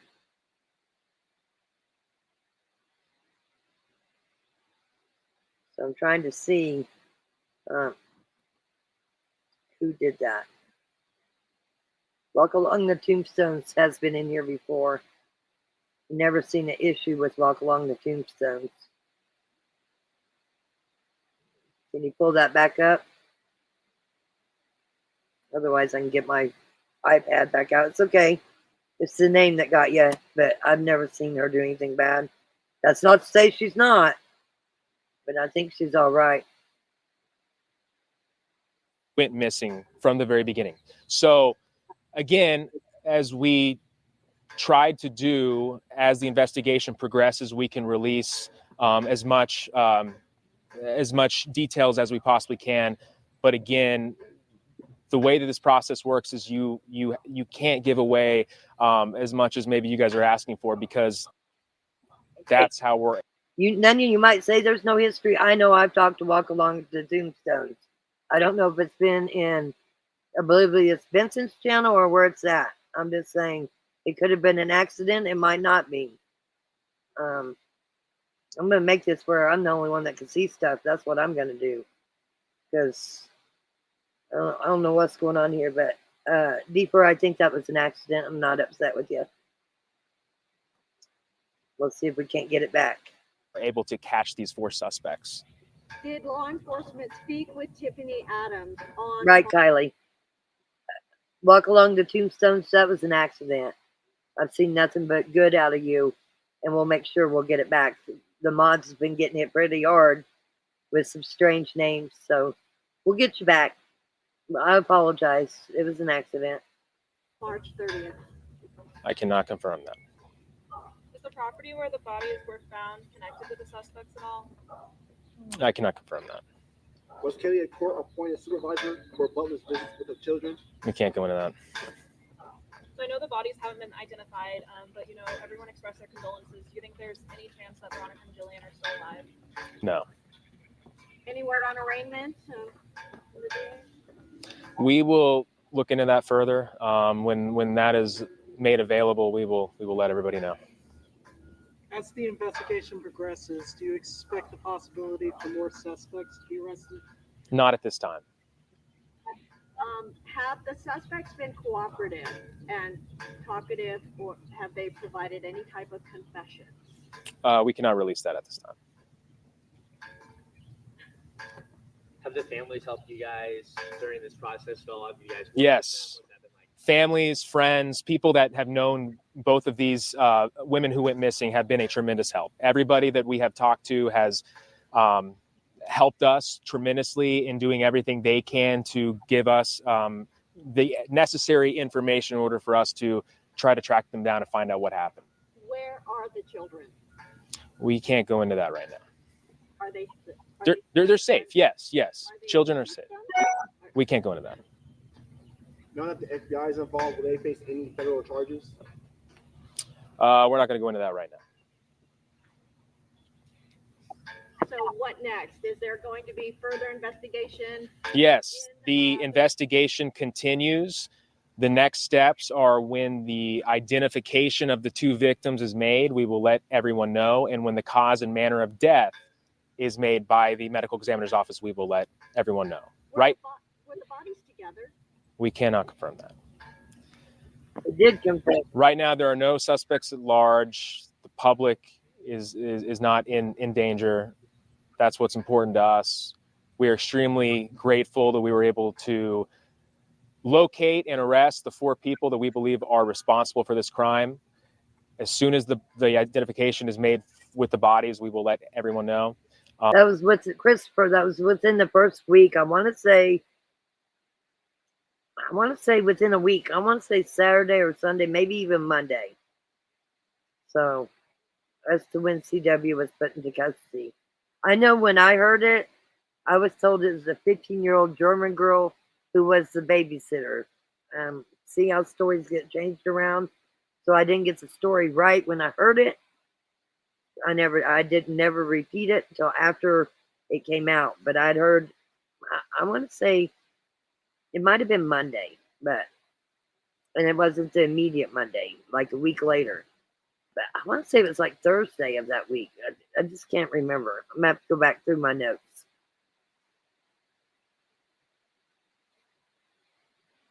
But again, it took everybody in this case to get this done. We know that there were people throughout the 2-week process who were frustrated, who wanted answers as soon as possible. You know, we wanted those answers too. But just know that our OSBI agents, FBI agents, troopers, Kansas Bureau of Investigation, the KHP, everybody worked nonstop in order to come together and make these arrests. Can you talk at all about the relationship? No, we can't go into that right now. Was there ever any concern for the children at any point in this investigation? Like for their safety? There's always concern whenever there's children involved, but we can say that the children are safe. With this being such a rural area, did this make this case unique in any ways? It made it challenging. Again, you're talking about northern Texas County, near that Kansas line. It's very rural. Those of you in the media that have been up there covering this, there's not a lot of homes, not a lot of buildings or businesses. Sometimes you could use cameras to help you in this case. We did not have that. So that's what made it extremely challenging. Is there any video evidence? Not at this time. Have you ever seen a case like this? Like, is there anything different about it? The OSBI covers all kinds of cases. Each case is different in their own way. They're all just as important to us. But, you know, this case was tragic. You have 2 people who are dead, and 4 people that committed an absolutely brutal crime. And so, again, that's why it took every agency involved in this in order to get this done. Those 4 are still being held here? Yes. Is everybody good? Thank you, everybody, for coming. Thank you. All right. Yeah. So it's real easy, especially when we get a lot of trolls in. Tombstone will get that straightened out. Now I'm going to play a recording I've had for a very long time. I want you guys to listen really hard to it. This is before the arrests. I'll turn my fan off.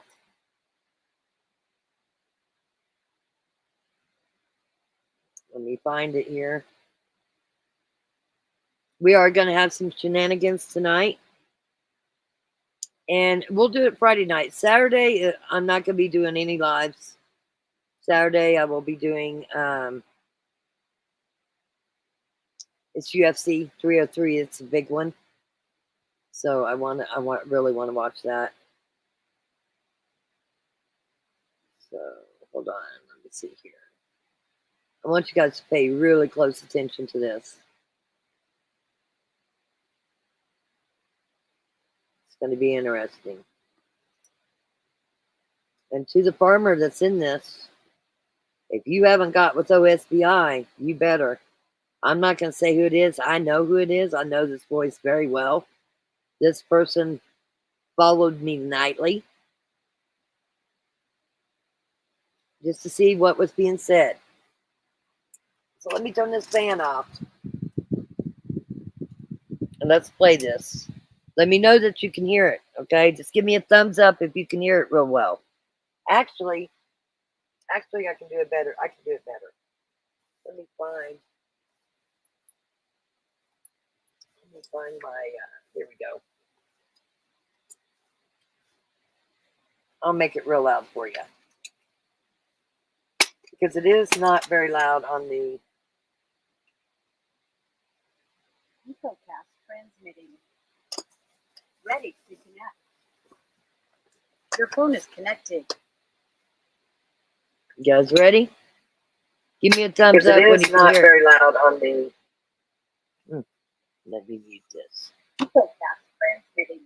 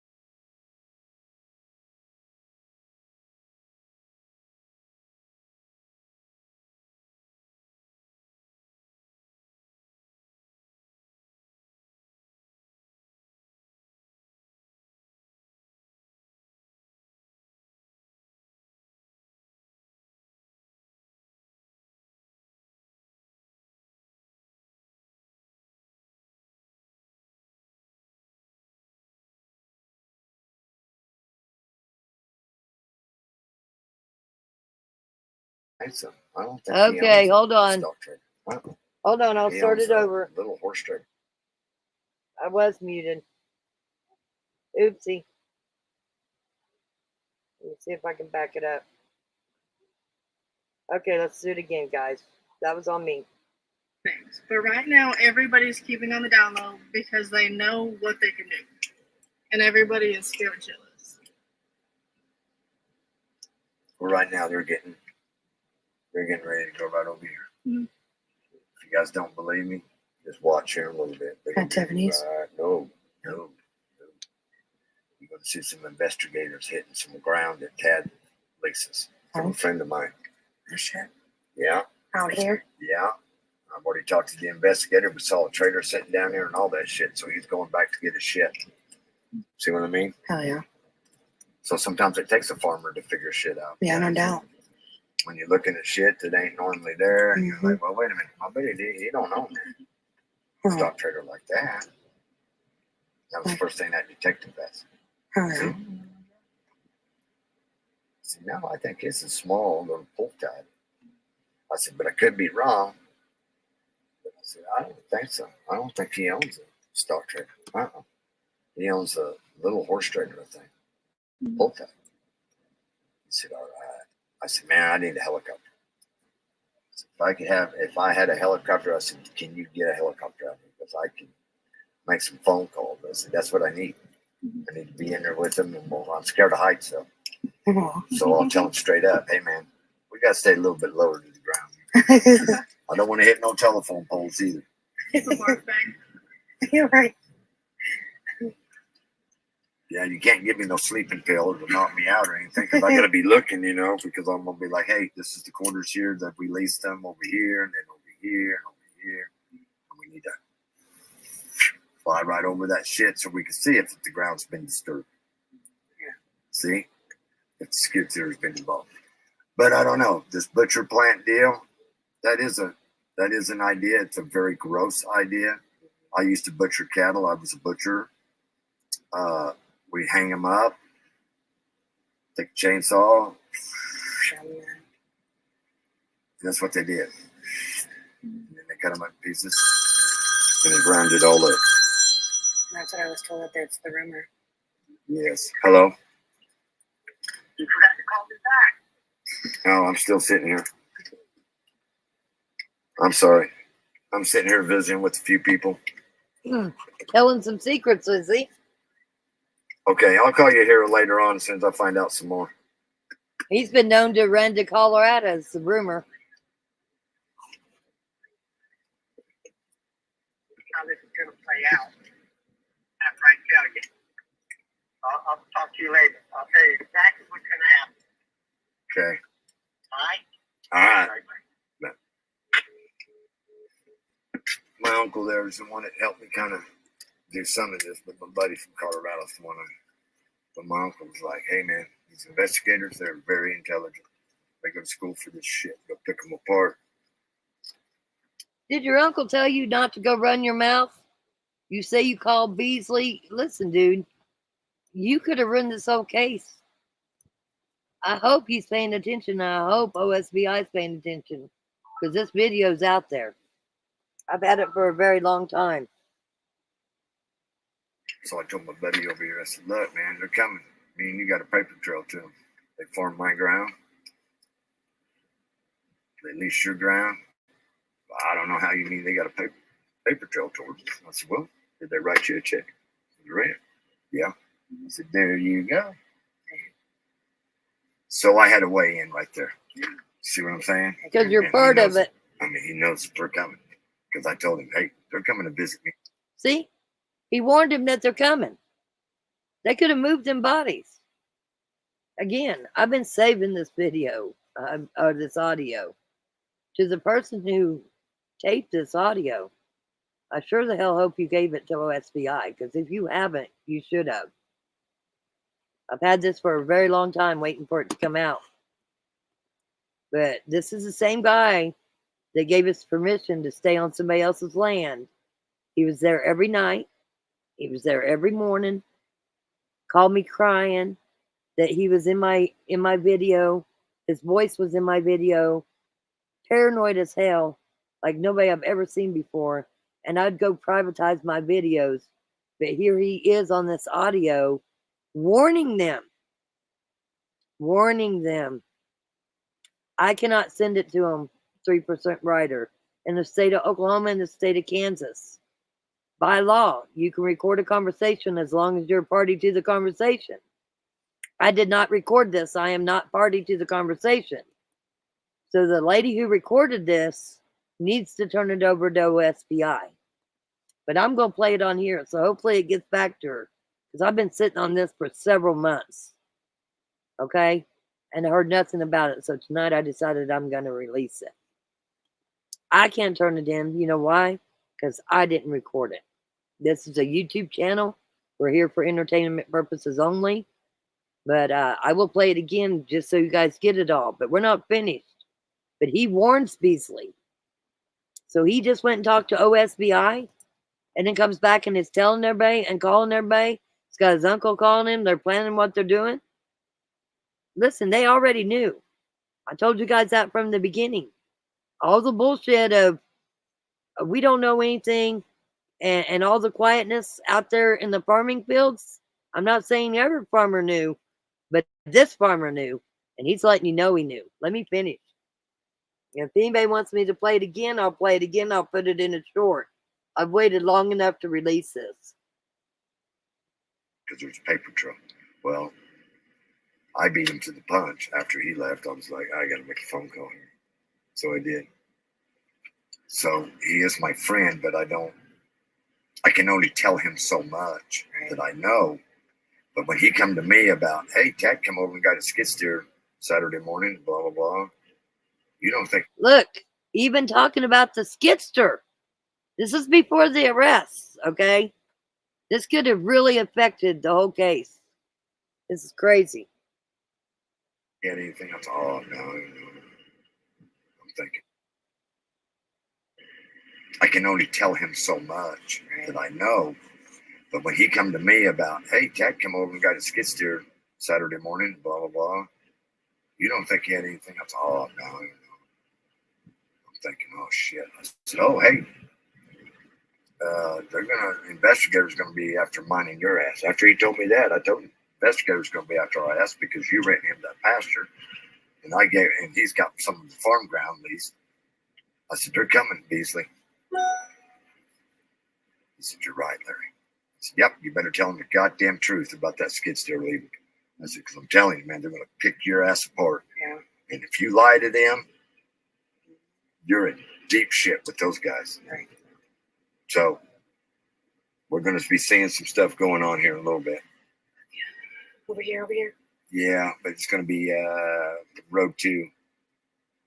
But I can't have you going down there. Okay. It's like a mile and a half. But it didn't happen that day. It did not happen that day. And I damn well know it didn't happen that day. This is several days before it happened.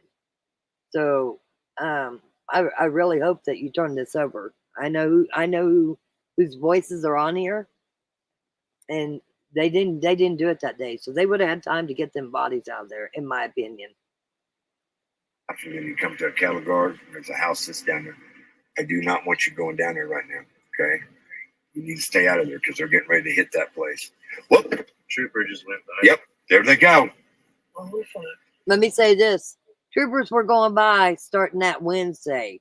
Once I got there and I started saying that there was a cult, that's the first I started seeing troopers, and they were sitting across from where the car was. So for him to get all excited that a trooper was going by, make it sound like that they were doing it that day, I'm telling you, they did not do it that day. That was not the same day. Yeah.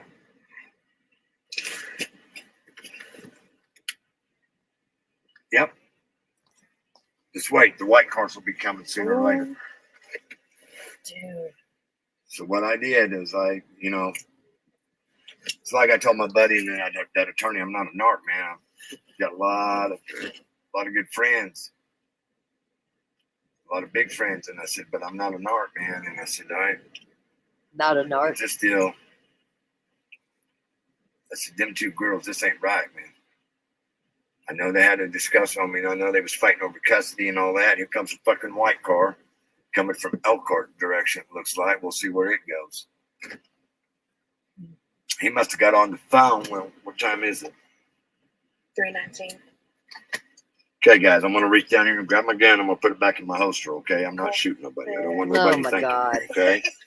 All right? Thinking you're shady as fuck. There you is go. what I See think. there? That way you guys don't think that son of a bitch is fucking nuts. And these are hollow points, so if they go through somebody, they're going to leave a hole. There they go. There's one car going that way. There's a white one there. They went the other way. Oh, no. I thought they was going that way.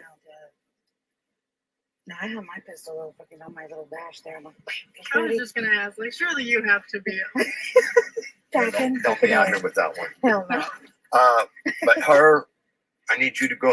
She's got to stay with us tonight or stay somewhere. Okay. I cannot have her out here tonight. No, not at all. She can be there all. This is what I can tell you. Her is me. He's talking about me. He tried really hard to get me to his house. He tried really hard to get me to stay at his house. And something about you, sir, I wasn't biting. But that's how I know for a fact I was still there. And you were releasing Beasley's name, the skidster, every damn thing. And if everybody's been following my channel, I was really upset when I was leaving on that next Thursday. Okay? Not the Thursday after this happened. It was the next Thursday I was leaving. And they had not raided Beasley's place yet. So this guy, this farmer, had went and told everybody everything he said at OSBI. And he even says Beasley's name. And this part right here, he's not lying. He tried like hell to get me to go stay at his house. That was the only safe place for me. I'm not saying he's involved or not, but he sure knows a hell of a lot. What do you think would have happened if I would have went and stayed at this guy's place? Interesting. I'm going to back it up a little bit because he is talking about me. Calls me this girl. This girl can't stay here. Wants, and they can have the horses there. That's great. Got to stay with us tonight, or be out here without one. Hell no. But her, I need you to go. She's got to stay with us tonight, or stay somewhere. I cannot have her out here tonight. No, not at all. She can be there all she wants, and they can have the horses there. That's great. I'm even the horse people, when if they come back, which I'm hoping they don't have to, because we find them. But when they do come back, I'm going to take them to the house, and where the horses got fresh water and they got everything right there, and I'm going to put a bale there. That way at night they can eat, get full, sleep, and then they can be out working all day. That's cool. So, but I told them, I gave them my phone number. I said, you guys got to call me the day before you're headed up this way, or the morning, so I can go get a bale of oats for them to eat. Okay.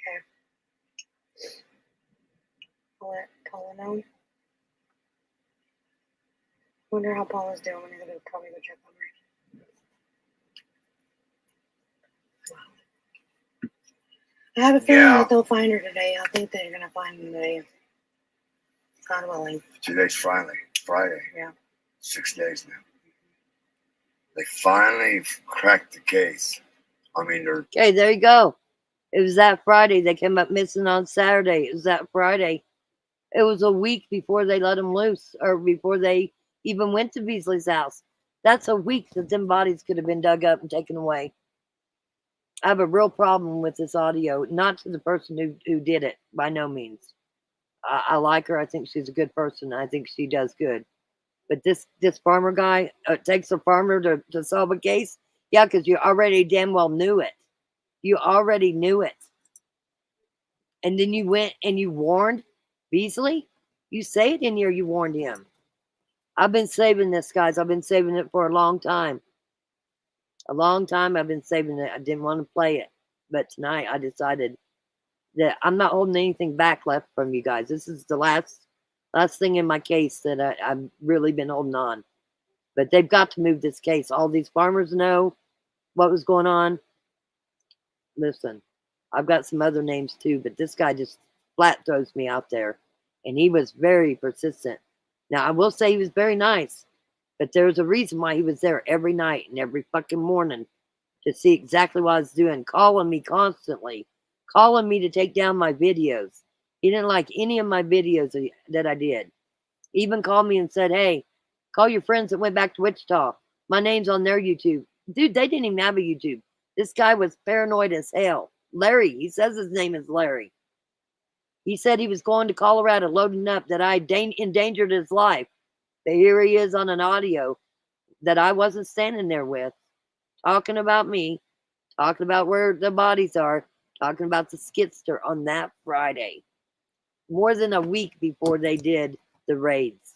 What do y'all think about that? What do you think about that? it all together.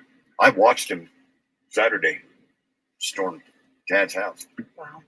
Or head that way. No, you didn't. I was told that they were met with a line of people with guns saying, you guys better get the hell off of our property. Who, the FBI?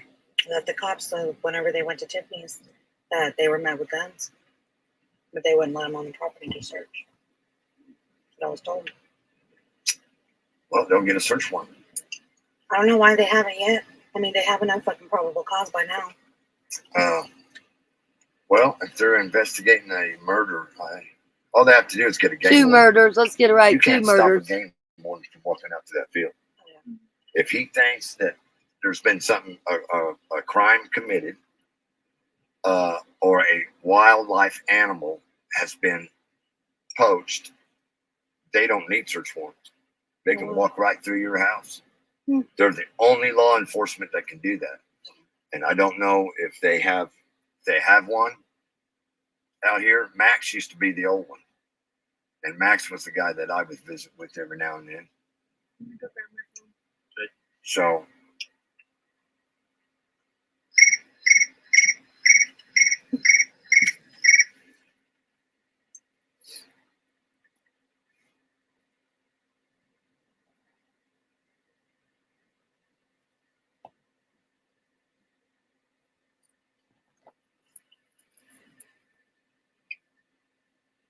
Yes, doing good. Yeah, I got Taylor coming, my granddaughter. I got to go home and pick her up. Okay, okay. Well, thank you So for I will everything. be right back here. Okay. Oh, I got maybe 10 minutes. So I'm going to stop down here and say something to her. Okay. And Well, God bless you. Yes. Thank you so much for everything. Yes, not a problem. And you're related to them? I am Amanda's friend, best friend since like junior high. And I've The known, mom. yeah. Yes, I sir. know Amanda. Yeah. My son went to school with her daughter. So. Right, yes. Well, they were my neighbor. Yeah, but they're I pulled her husband's ass out 3 goddamn times with the tractor. With the semi. Oh, wow. I'll see you later. Okay. Thank you. Thank you.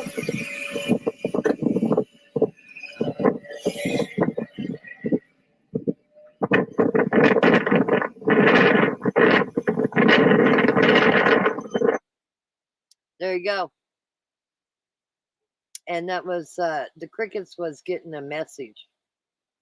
He was getting a message. But yeah, I go back and I look at how I was asked to come stay in Guyman. Like, you're not safe where you're at. I really believed in this guy too. I mean, he brought us coffee. But to hear this and to know I've been sitting on this, he said 6 days since it happened. You guys realize it was 13 days before they went and arrested Tad and Granny. Then it was still another couple days, maybe 1 or 2, before they dug up the bodies. So there was another whole week that they could have moved them bodies. He says on here how he talked to Beasley. They talked about the skitzer. No, that is not the same Larry. It is not the same Larry. I just want to make that's right. That was not the same Larry. I agree. This Larry has a last name that begins with an S. I'll tell you that. Begins with an S and ends with an S. His voice is very distinct. But I had to privatize a lot of my videos because he wouldn't leave my ass alone. He was always right there trying to find out what I knew. So I've been holding back on that one. So now you guys got an extra tonight. Because if OSBI doesn't have that, they need to have that. And they need to be checking Larry out.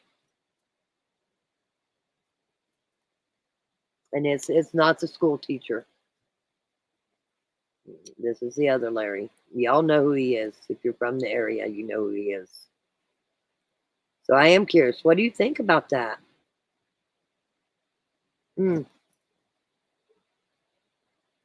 So we could have had no bodies, guys.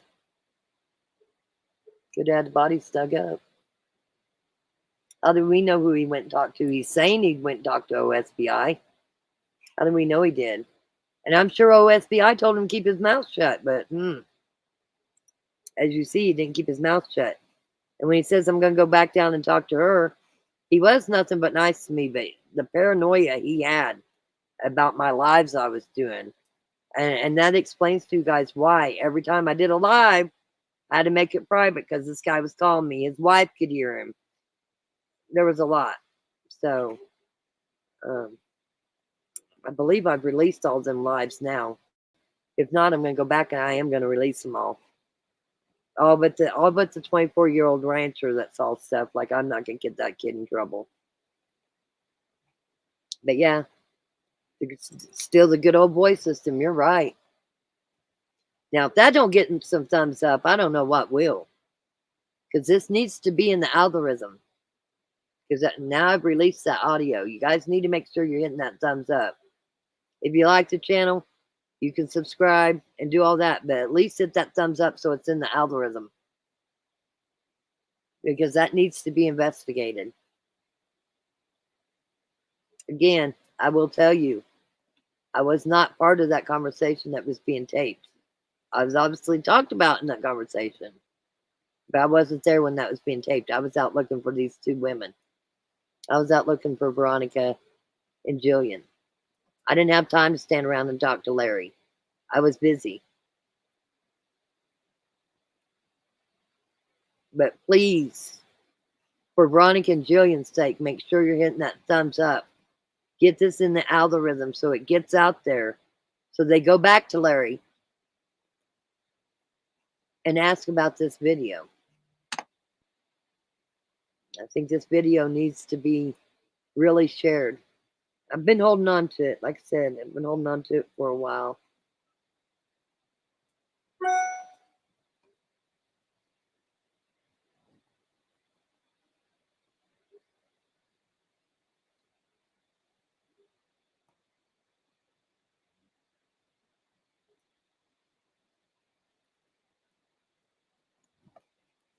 Okay, guys, is there anything, does anybody have any questions? I'm real curious what you think about that audio I just played. Crazy, huh?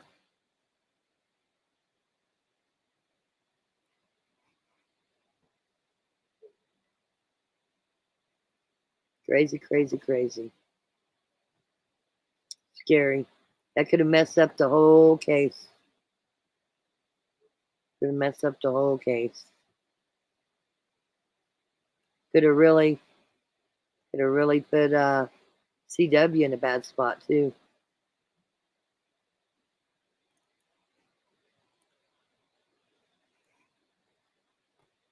I'm just trying to make sure.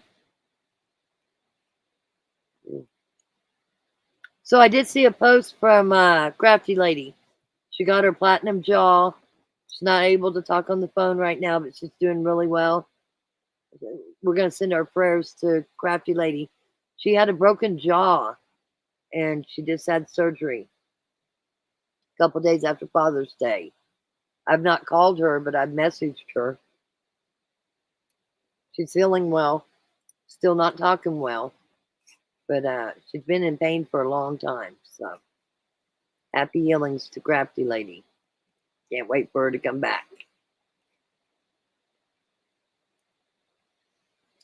I think if anyone knew anything at all or participated in any way at all, should be brought in. They played a part in this some way. I would tell anything immediately to SBI. Yeah. Well, it tells you right there, he says it's been 6 days since women's been missing. We all know it's 13 days, 13 or 14 days before they even started doing the arrests and then dug up the bodies. So, interesting, isn't it?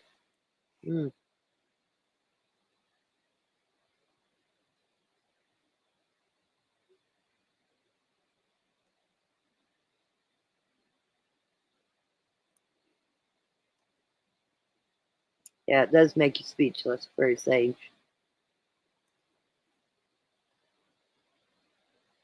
I need to hear it again. Y'all want to hear it again? I'll play it again without stopping it. I got to step out and use the bathroom. I'm going to play it again without stopping it.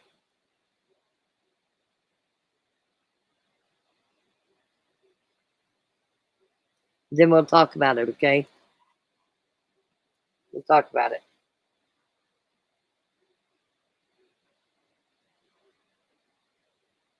But right now, everybody's keeping on the down low because they know what they can do. And everybody is scared shitless. Well, right now they're getting ready to go right over here. Mm-hmm. If you guys don't believe me, just watch here a little bit. At Tiffany's? No. You're going to see some investigators hitting some ground at Tad Lisa's from a friend of mine. Oh, shit. Yeah. Out here? Yeah. I've already talked to the investigator. We saw a trailer sitting down there and all that shit, so he's going back to get his shit. See what I mean? Hell yeah. So sometimes it takes a farmer to figure shit out. Yeah, no doubt. When you're looking at shit that ain't normally there, and you're like, well, wait a minute, my buddy, he don't know me. Stock trader like that. That was the first thing that detective asked. Oh, yeah. See, now I think it's a small little pull tab. I said, but I could be wrong. But I said, I don't think so. I don't think he owns a stock trader. He owns a little horse trader, I think. Pull tab. I said, all right. I said, man, I need a helicopter.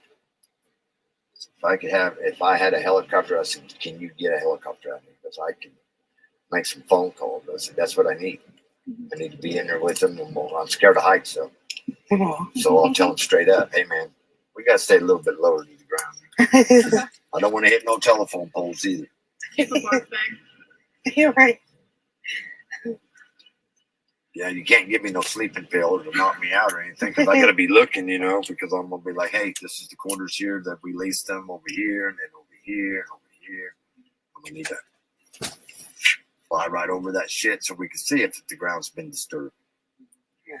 See? If the skid steer has been involved. But I don't know. This butcher plant deal, that is an idea. It's a very gross idea. I used to butcher cattle. I was a butcher. We'd hang them up, take a chainsaw. That's what they did. And then they cut them up in pieces and they ground it all up. That's what I was told. That's the rumor. Yes. Hello? You forgot to call me back. No, I'm still sitting here. I'm sorry. I'm sitting here visiting with a few people. Okay, I'll call you here later on as soon as I find out some more.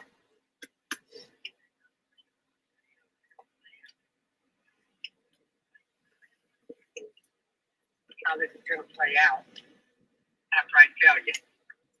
I'll talk to you later. I'll tell you exactly what's going to happen. Okay. All right? All right. My uncle there is the one that helped me kind of do some of this, but my buddy from Colorado's the one. But my uncle was like, hey, man, these investigators, they're very intelligent. They go to school for this shit. They'll pick them apart. So I told my buddy over here, I said, look, man, they're coming. Me and you got a paper trail to them. They farmed my ground. They leased your ground. Well, I don't know how you mean they got a paper trail towards us. I said, well, did they write you a check? I said, yeah. I said, there you go. So I had a weigh in right there. See what I'm saying? And he knows it. I mean, he knows they're coming. Because I told him, hey, they're coming to visit me and you because there's a paper trail. Well, I beat him to the punch. After he left, I was like, I got to make a phone call here. So I did. So he is my friend, but I can only tell him so much that I know. But when he come to me about, hey, Dad, come over and got a skid steer Saturday morning, blah, blah, blah. You don't think he had anything? I said, oh, no. I'm thinking, oh, shit. I said, oh, hey, investigators going to be after mine and your ass. After he told me that, I told him, investigators going to be after our ass because you rented him that pasture. And he's got some of the farm ground leased. I said, they're coming, Beasley. He said, you're right, Larry. I said, yep, you better tell him the goddamn truth about that skid steer leaving. I said, because I'm telling you, man, they're going to pick your ass apart. Yeah. And if you lie to them, you're in deep shit with those guys. Right. So we're going to be seeing some stuff going on here in a little bit. Over here. Yeah, but it's going to be Road 2. But I can't have you going down there. Okay. It's like a mile and a half, and then you come to a cattle guard. There's a house that's down there. I do not want you going down there right now, okay? What happened?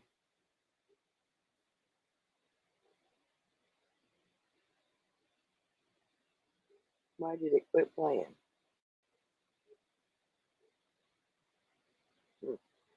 That is an idea. It's a very gross idea. Mm-hmm. I used to butcher cattle. I was a butcher.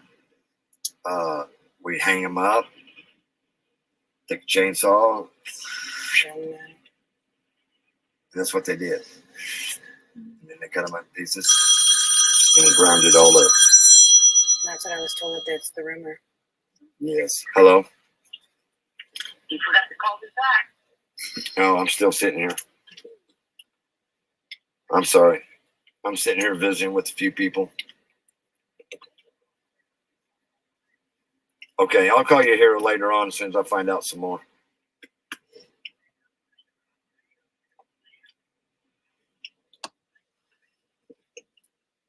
How this is going to play out after I tell you. to you later. I'll tell you exactly what's going to happen. Okay. All right? All right. My uncle there is the one that helped me kind of do some of this, but my buddy from Colorado is the one. But my uncle was like, "Hey man, these investigators, they're very intelligent. They go to school for this shit. They'll pick them apart." So I told my buddy over here, I said, "Look, man, they're coming. I mean, you got a paper trail to them. They farm my ground. They lease your ground.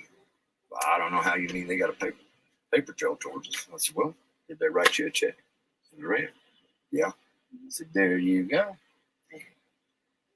So I had a way in right there. See what I'm saying? And he knows it. I mean, he knows they're coming. Because I told him, "Hey, they're coming to visit me and you because there was a paper trail." Well, I beat him to the punch. After he left, I was like, I got to make a phone call here. So I did. So he is my friend, but I can only tell him so much that I know. But when he come to me about, "Hey, Dad came over and got a skid steer Saturday morning, blah, blah, blah. You don't think he had anything?" I said, "Oh, no. I'm thinking, oh, shit." I said, "Oh, hey, investigator's going to be after mine and your ass." After he told me that, I told him, investigator's going to be after our ass because you ran him that pasture. And he's got some of the farm ground leased. I said, "They're coming, Beasley." He said, "You're right, Larry." I said, "Yep, you better tell them the goddamn truth about that skid steer leaving." I said, "Because I'm telling you, man, they're going to pick your ass apart. Yeah. And if you lie to them, you're in deep shit with those guys." Right. So we're going to be seeing some stuff going on here in a little bit. Over here. Yeah, but it's going to be Road 2. But I can't have you going down there. Okay. It's like a mile and a half, and then you come to a cattle guard. There's a house that's down there.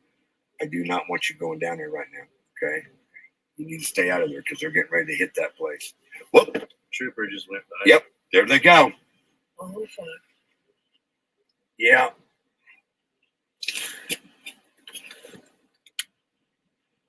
Yep. Just wait. The white cars will be coming sooner or later. So what I did is it's like I told my buddy and then that attorney, I'm not a narc, man. I've got a lot of good friends, a lot of big friends, and I said, but I'm not a narc, man. And I said, just still. I said, them two girls, this ain't right, man. I know they had a discussion on me. I know they was fighting over custody and all that. Here comes a fucking white car coming. Now remember, this is 6 days in. They didn't do this till the 13th or 14th day. Now, one thing I haven't told you guys is I've been leaving the burner phone alone because I've been getting some really nasty messages on that burner phone. So for you who's messaging me, you just make me want to dig bigger. And you can thank the person who messaged me last night at 3 o'clock threatening me. That's why this is getting released. There's a lot of things I don't tell you guys because it's just disturbing. But I'm not scared. But you want to threaten me? I'll just keep releasing more information. And yes, this guy knows a lot.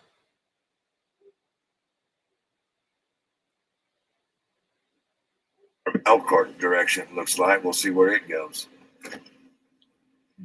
He must have got on the phone. Well, what time is it? 3:19. Okay, guys, I'm going to reach down here and grab my gun. I'm going to put it back in my holster, okay? I'm not shooting nobody. I don't want nobody thinking, okay? All right? There you go. See there? That way you guys don't think that son of a bitch is fucking nuts. And these are hollow points, so if they go through somebody, they're going to leave a hole. There they go. There's one car going that way. There's a white one there. They went the other way. Oh, no. I thought they was going that way. No, I have my pistol fucking on my little dash there. I'm like, I was just gonna ask, like, surely you have to be. Don't be out here with that one. Hell no. But her, I need you to go. She's got to stay with us tonight or stay somewhere. I cannot have her out here tonight. No, not at all. She can be there all she wants, and they can have the horses there. That's great. I'm even the horse people when if they come back, which I'm hoping they don't have to, because we find them. But when they do come back, I'm gonna take them to the house and where the horses got fresh water and they got everything right there, and I'm gonna put a bale there. That way at night they can eat, get full, sleep, and then they can be out working all day. That's cool. So, but I told them, I gave them my phone number. I said, you guys got to call me the day before you're headed up this way, or the morning, so I can go get a bale of oats for them to eat. Okay. I'll let Paula know. Wonder how Paula's doing. I'm gonna probably go check on her.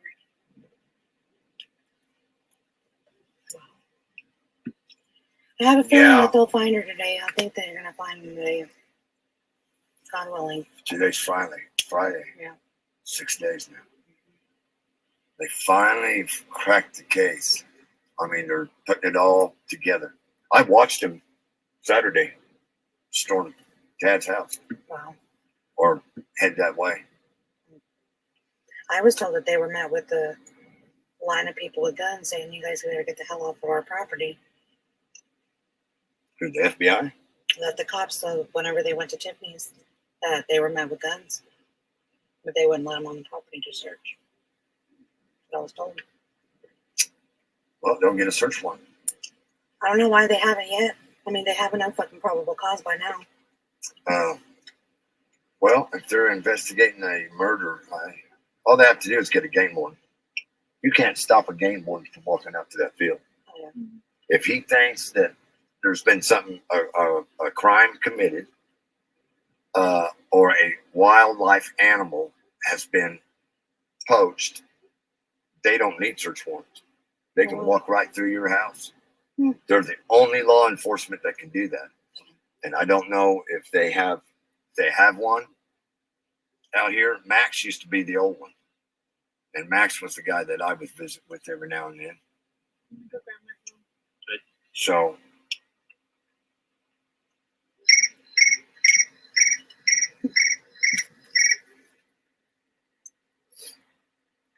It's a different J-Rod. It's not the same J-Rod with true crime. I had the one rock.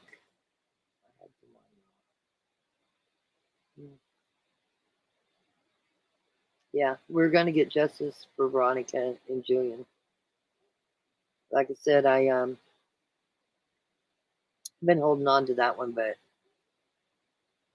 I just ain't been myself. I haven't felt good, but that burner phone is something else. And don't think I don't still get threats, because I do. But it's not going to stop me. Now, the girl in that video, she was not out to do any harm. She's a friend of the family. And she did come out and help me search a couple days, and she was writing everything down. But now you know a little bit more. So, hopefully you guys saved this video. Maybe screenshot it and have it, at least that recording. So that recording don't end up disappearing somewhere.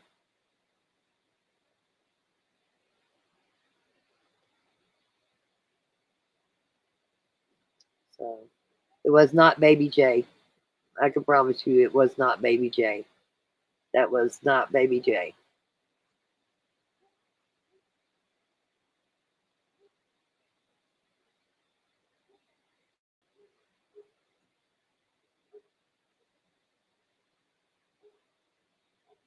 I do have it backed up. I have it shared. I have it sent to my husband. I have it everywhere.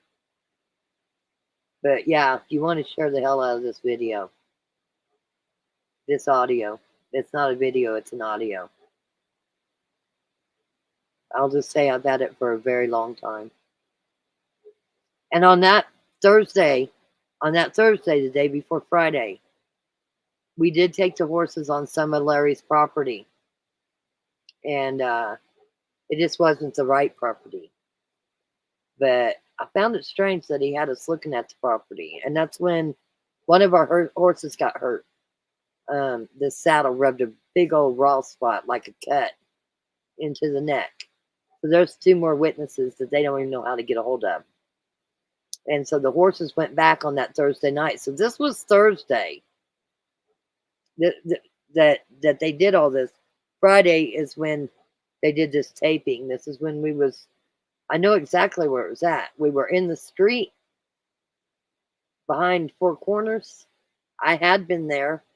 That's where the shorts were when we went back to look at the footprints that was out in the field. And I carried on and went searching. So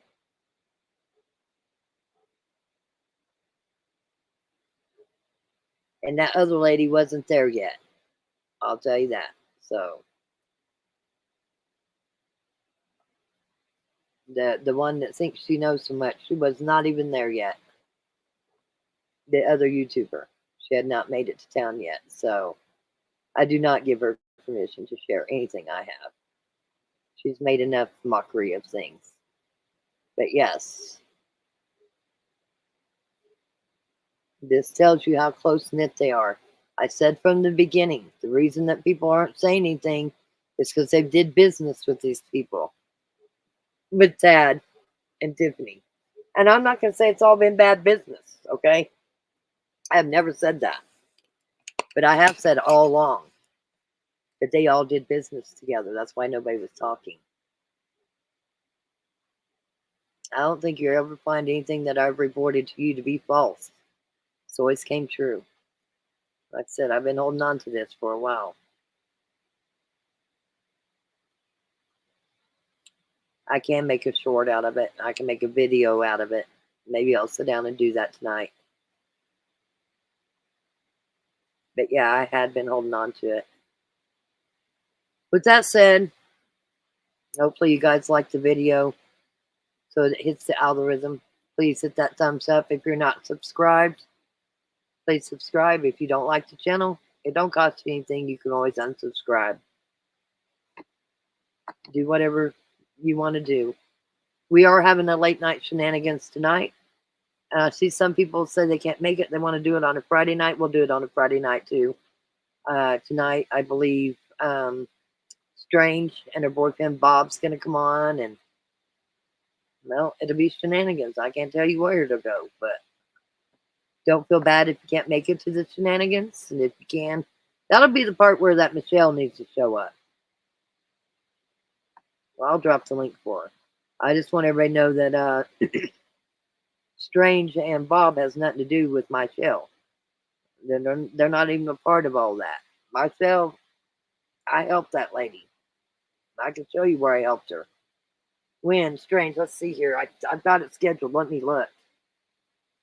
Let me look on my YouTube because it should be coming up. I think I got it scheduled for 10 o'clock. So we got to end this live and go to the other live. Let me see here. I'm looking, guys. Late night shenanigans. 9 minutes and 24 seconds is when late night shenanigans starts. Just FYI, we know we've had Michelle in this, in and out. Good thing we've got great mods here. They were just hitting them hard.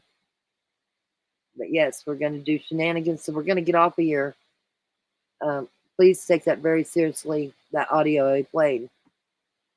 It might come down to them needing that audio. So it's very, very important. Yes, Strange, I'll see you in 10 minutes. I was so unsure.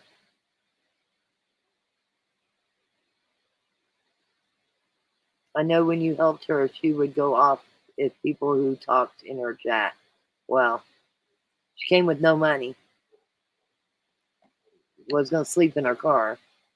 And I'm just going to stop with that. When this is all said and done, because I'm not going to take anything off of these women, we want justice for Veronica and Jillian, but I got a lot to say. And for Rock not to say what she wants to say it, but I'm not going to overshadow what we're trying to do here.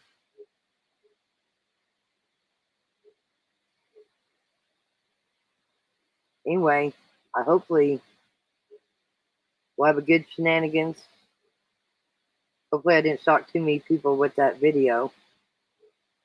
but it is that audio. I keep calling it a video, but it is an audio. But it's a very important audio. We've got 85 thumbs up. If you have not hit the thumbs up, please, please, please, please hit the thumbs up. Get that in the algorithm. Let's get it out there. That's very, very, very important. Save it on your phone. Share it with your friends if they don't do YouTube. Because there was people out there that knew all along. They knew before I even got here. There was a reason why they didn't like me here.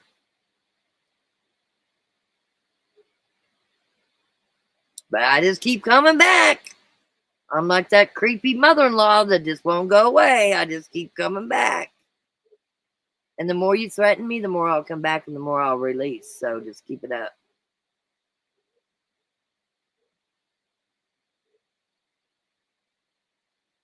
If you ain't figured it out by now, I'm not one that protects their tail and runs and hides. So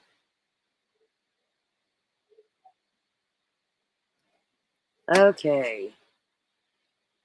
I'm gonna do one more thing. I'm gonna share them. Oh crap. Let me add something here. This needs a little something good here. My buddies.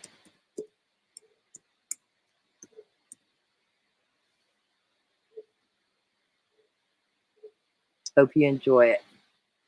I'm gonna share this. And then we're gonna go on to shenanigans. So hope everybody has a great night.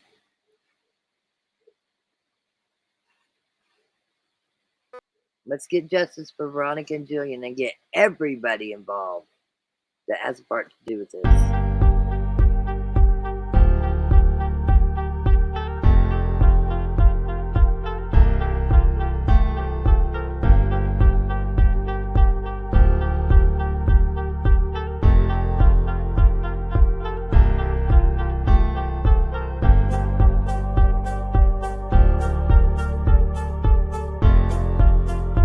Don't forget, midnight shenanigans. Starts here in 2 minutes. 2 minutes. We got shenanigans. 2 minutes.